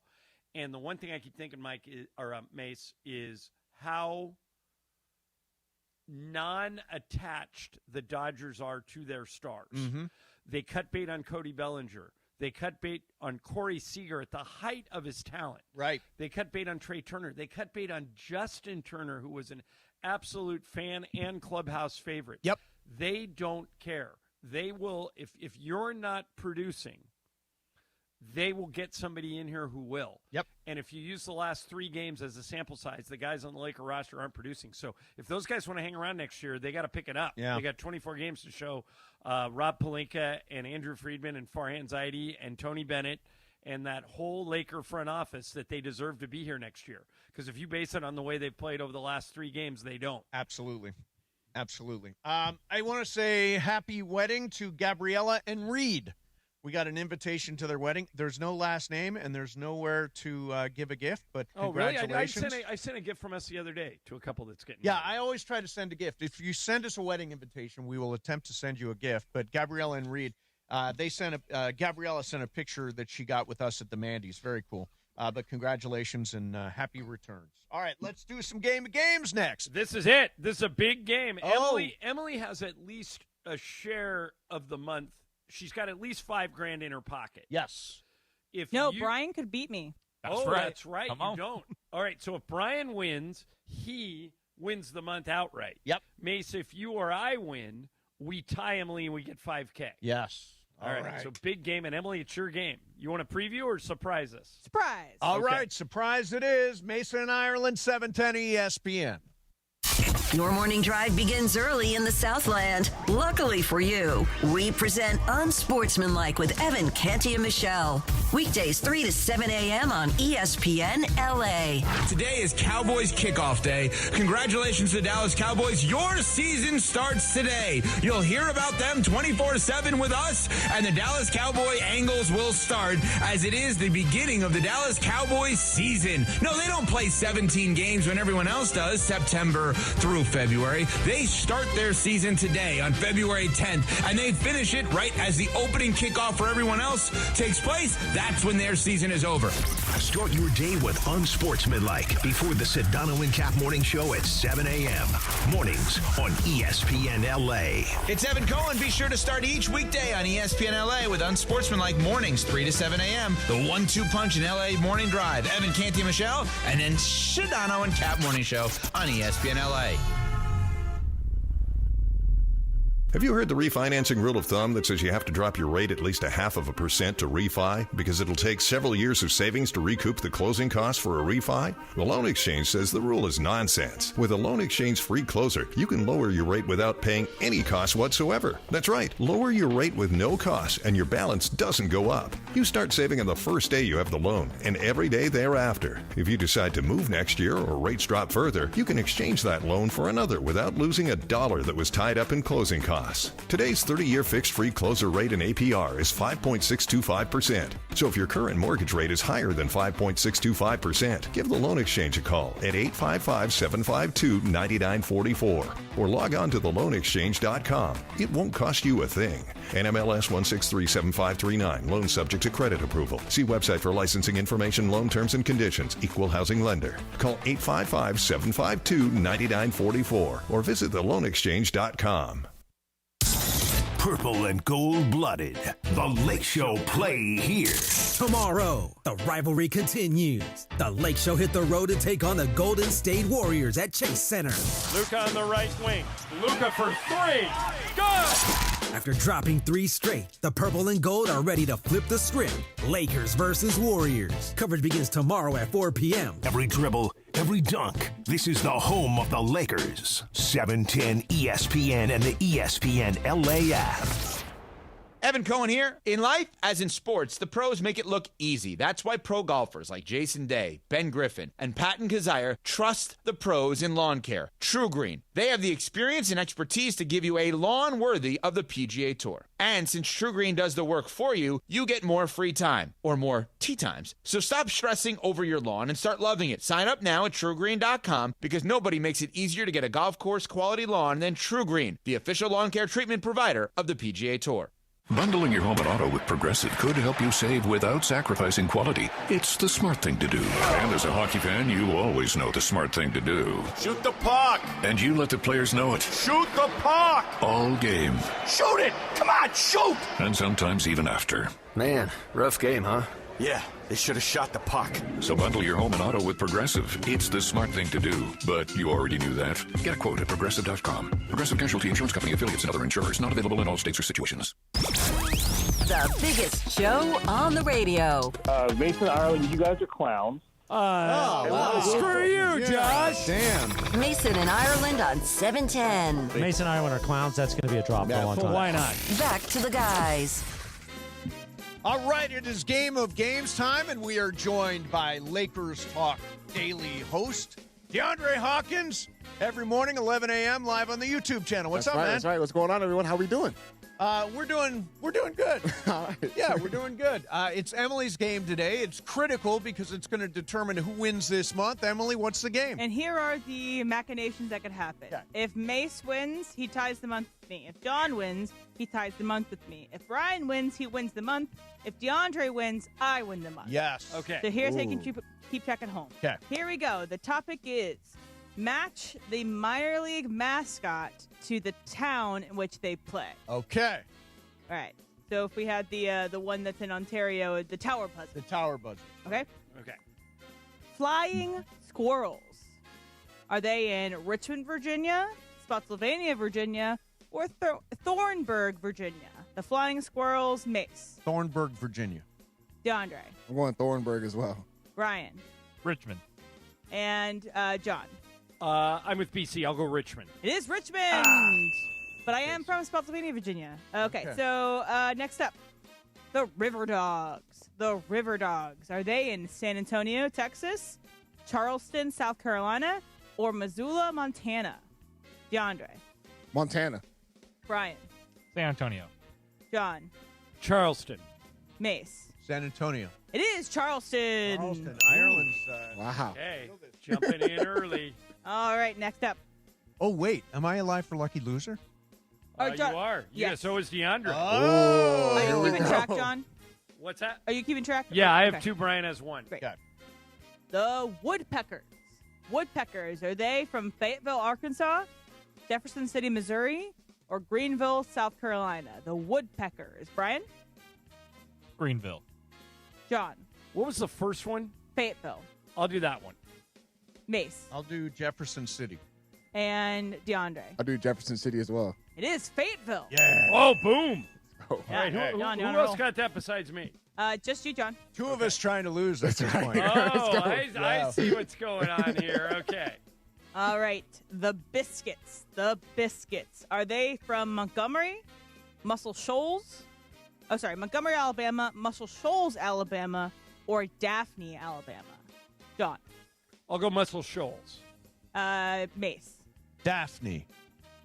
DeAndre. I'm going Daphne as well. And Brian. Montgomery. It is Montgomery. Yeah. Oh, Brian.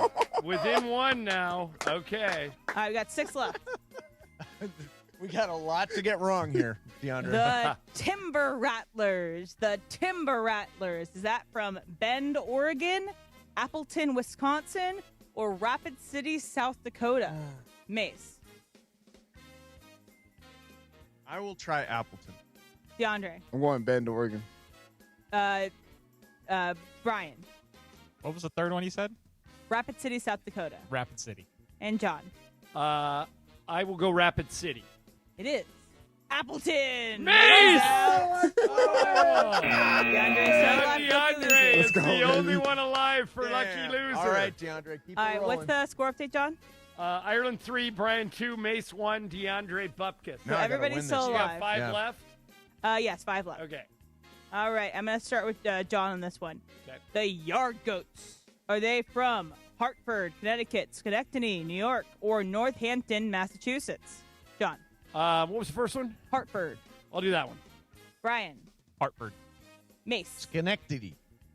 DeAndre. Yeah, that one's connected. Whatever. Yeah. It is Hartford, Connecticut. Oh, Brian's still one behind. That's the only good sporting event in around where Bristol is in ESPN. Got it. So ESPN always has a box there. Got it. All right, we got 4 left. There's not a lot to do back in Bristol. There is That not. for sure. The Rubber Ducks. The Rubber Ducks. Are they from Aberdeen, Texas, Arlington, Virginia, or Akron, Ohio? John. Sounds like Ohio. Give me Akron. Brian. Also like Akron. Mace. It is Akron. DeAndre. I'm going Aberdeen, Texas. And it is Akron. Okay. You can't give it away for DeAndre. He could have said Akron. Yeah, Mace, don't show your cards. You know DeAndre on right. that one. All right, 3 left. I'm going to start with DeAndre in this one, so you can't just trail everybody, okay? Right. All right. Good idea. The Iron Pigs. The Iron Pigs. Are they from? These names are all real? Yes, they are real if you look them up on the website. Are they from Chevy Chase, Maryland, which is a real place, Lehigh, Pennsylvania, or Kearney, Nebraska? DeAndre, where's Iron Pigs? I'm going Nebraska, Kearney, Nebraska. John. I'm going Lehigh. Brian. Also Lehigh. Mace. Lehigh. It is Lehigh. So everybody got points DeAndre. for 1. Lurking. 2 left. 2 left. Come on. Good luck, DeAndre. And what's the score, John? Ireland 6, Brian 5, Mace 3. Okay, so Mace, you're Mace, eliminated. I'm out. Yeah. Okay. Brian, you don't have to go opposite yet, but I would suggest you do from John. So John, I'm gonna actually, DeAndre, I'm gonna have you go first again. All right. The Rockhounds.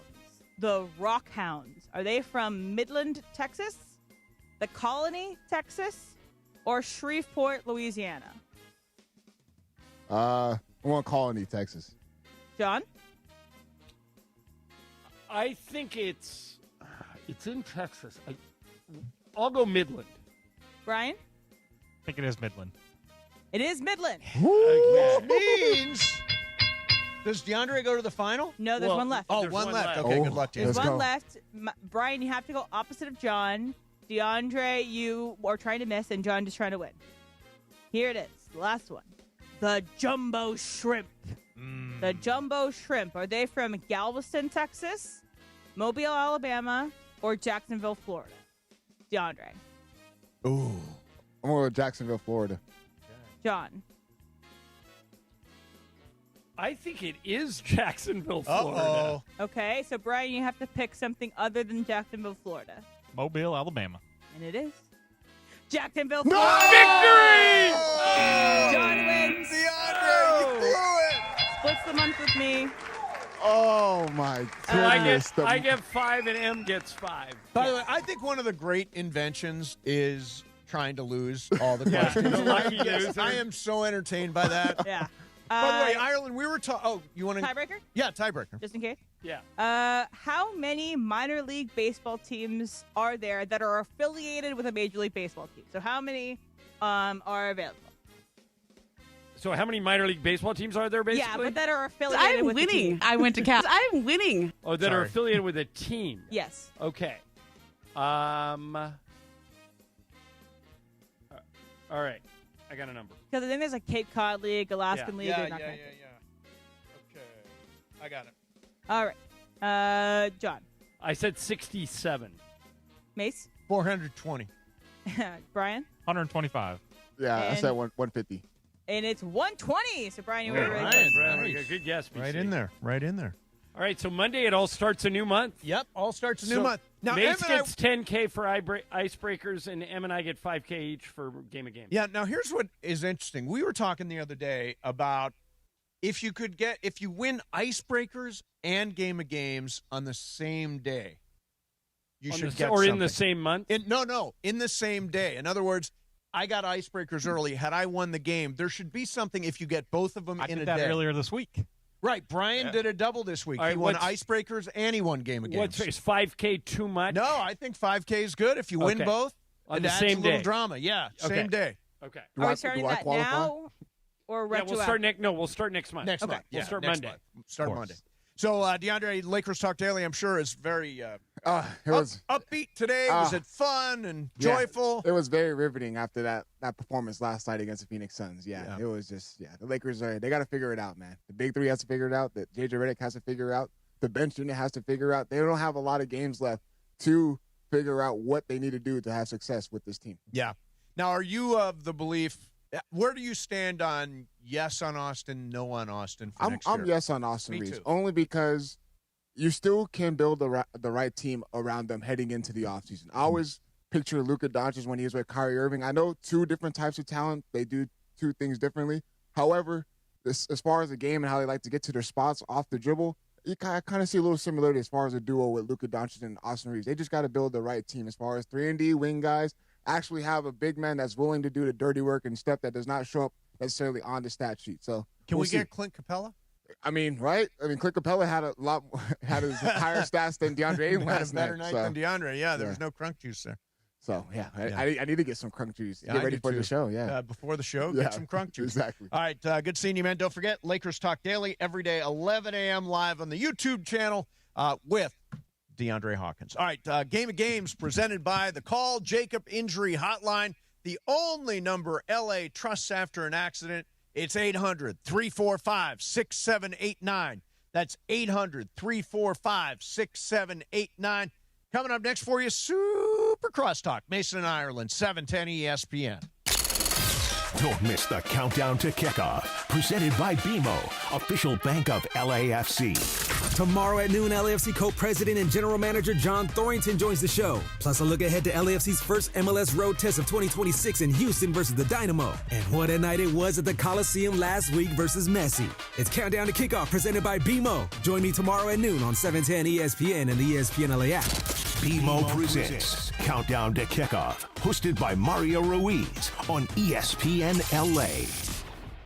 Vista Paint is California's original paint company and has been serving pros and homeowners since 1956. Our paints are formulated for lasting performance, beautiful finishes, and made to withstand the weather. Vista Paint, locally made, expertly crafted, always reliable.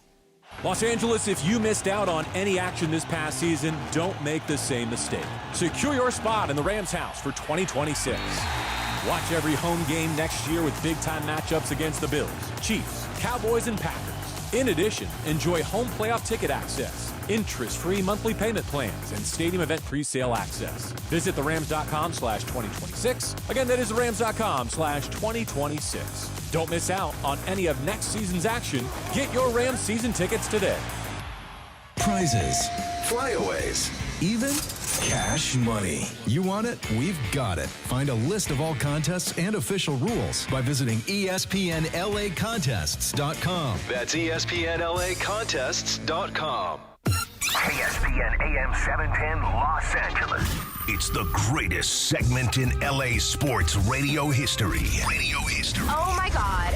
When the shows come together for magic on the radio. It will only grow stronger. Super Crosstalk. It's time for Super Crosstalk. We got a request for a song. It's Friday. I saw her in concert. Rebecca Black? Yes. Where? She opened for Katy Perry last summer. Seriously? Yes. She was not very Does good. she have a set?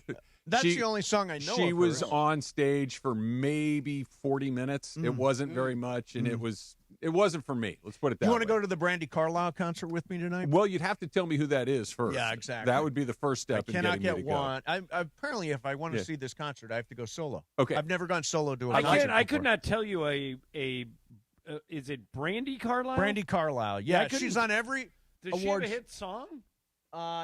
Not really she's a like hit song. folky. She's performed at SNL before. She's usually seen around Joni Mitchell, and she's performed at the Hollywood Bowl. Where's she playing? She's playing at the Forum. Okay. Yeah.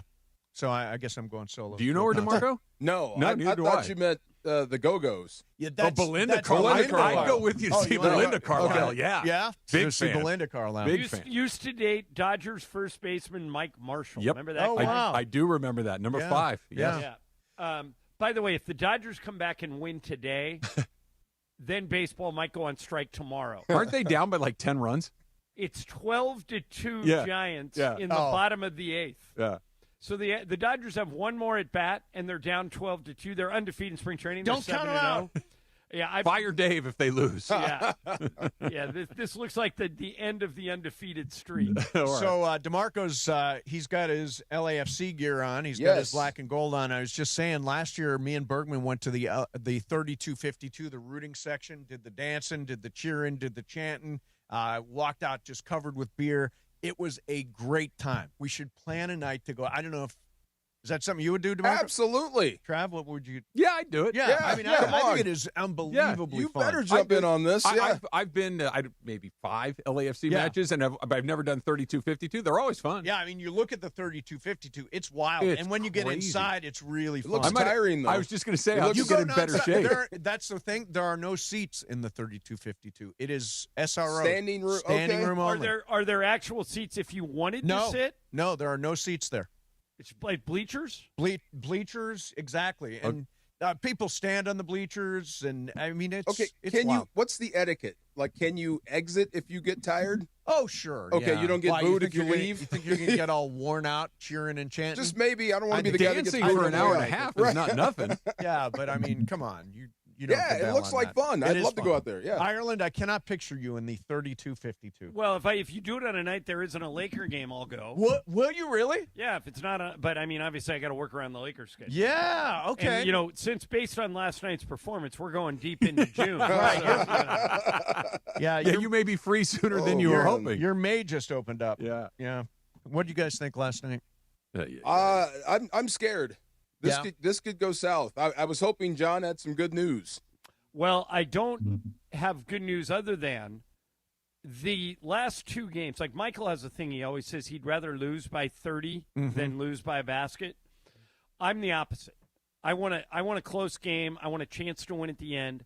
They had a chance to win both games, Orlando and Phoenix. Now, if you want to have a conversation of should those games even have been close, that's another conversation. Yeah. But the fact that you change one play in either one of those games and they could win makes me not get too overwhelmed by this. But I said it at the start of the show.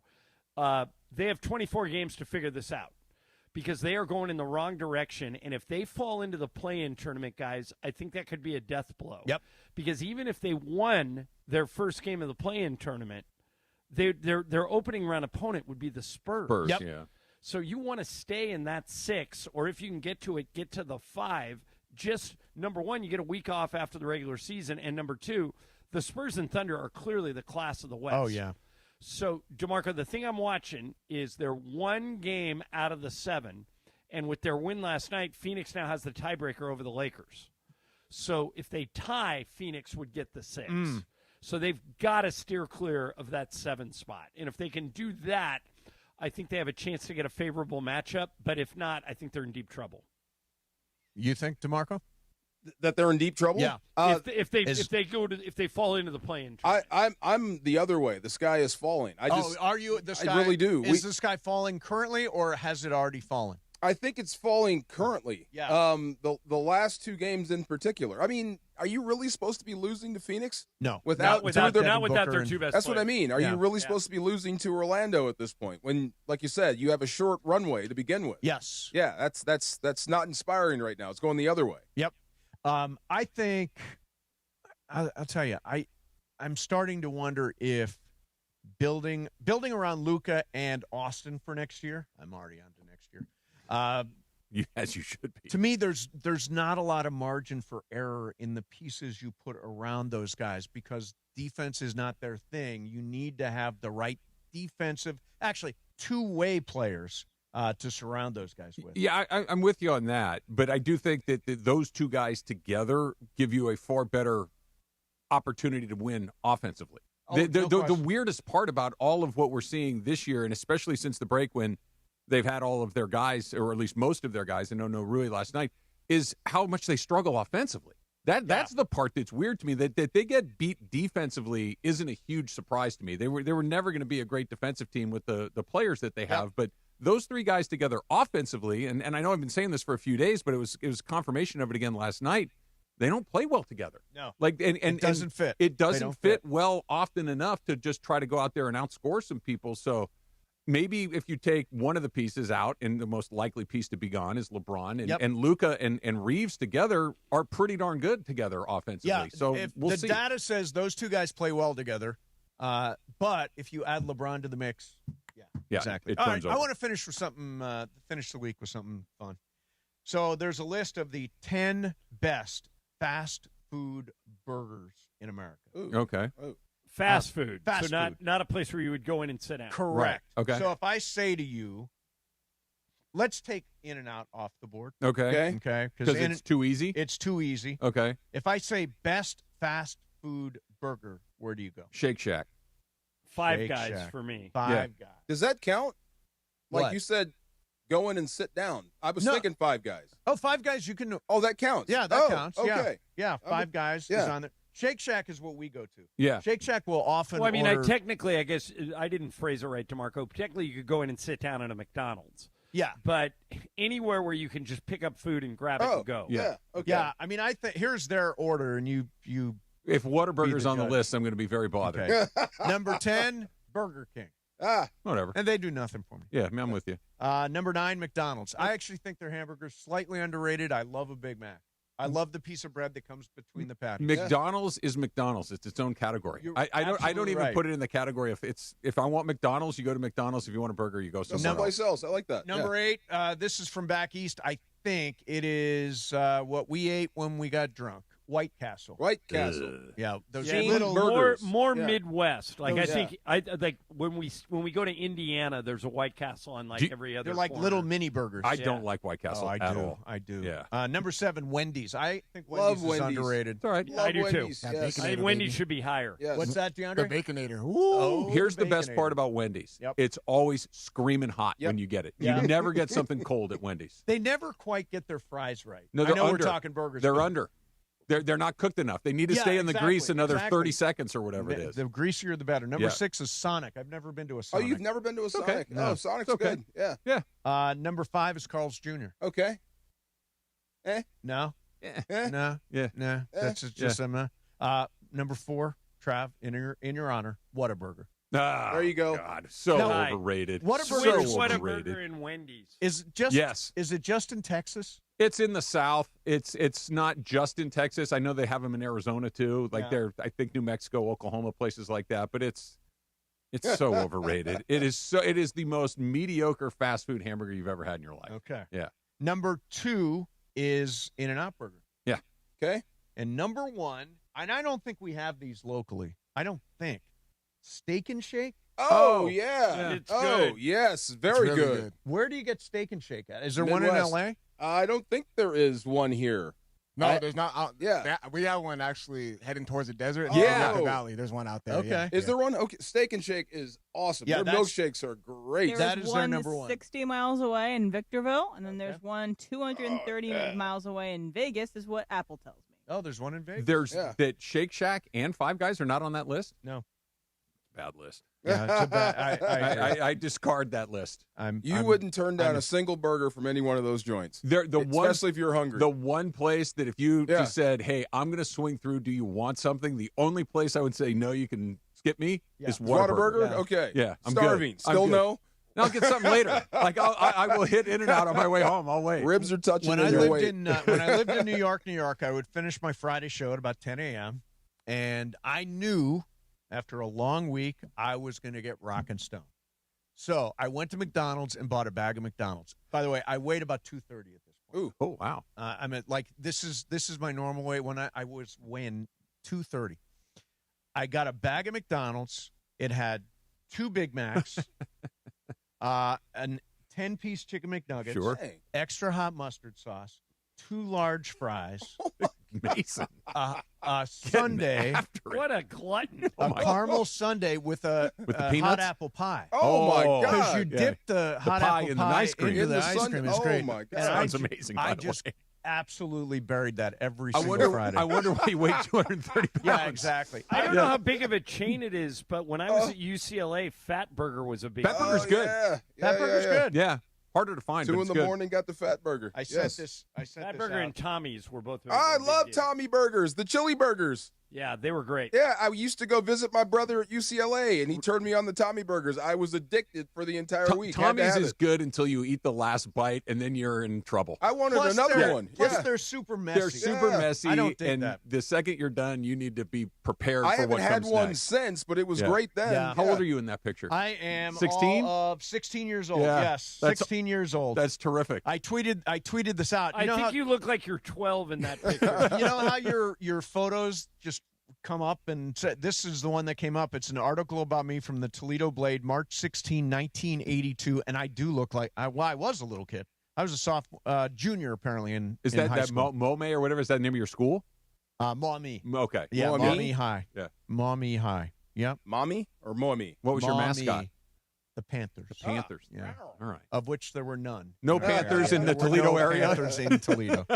I would love to hang around all afternoon long, but as I did in New York, I'm about to go get Rock Skip and to Stone. McDonald's. I will be listening, though. And it is the 15-minute mark right here on 710 ESPN. On the all-new ESPN LA app and on YouTube at ESPN Los Angeles. The 15-minute mark on 710.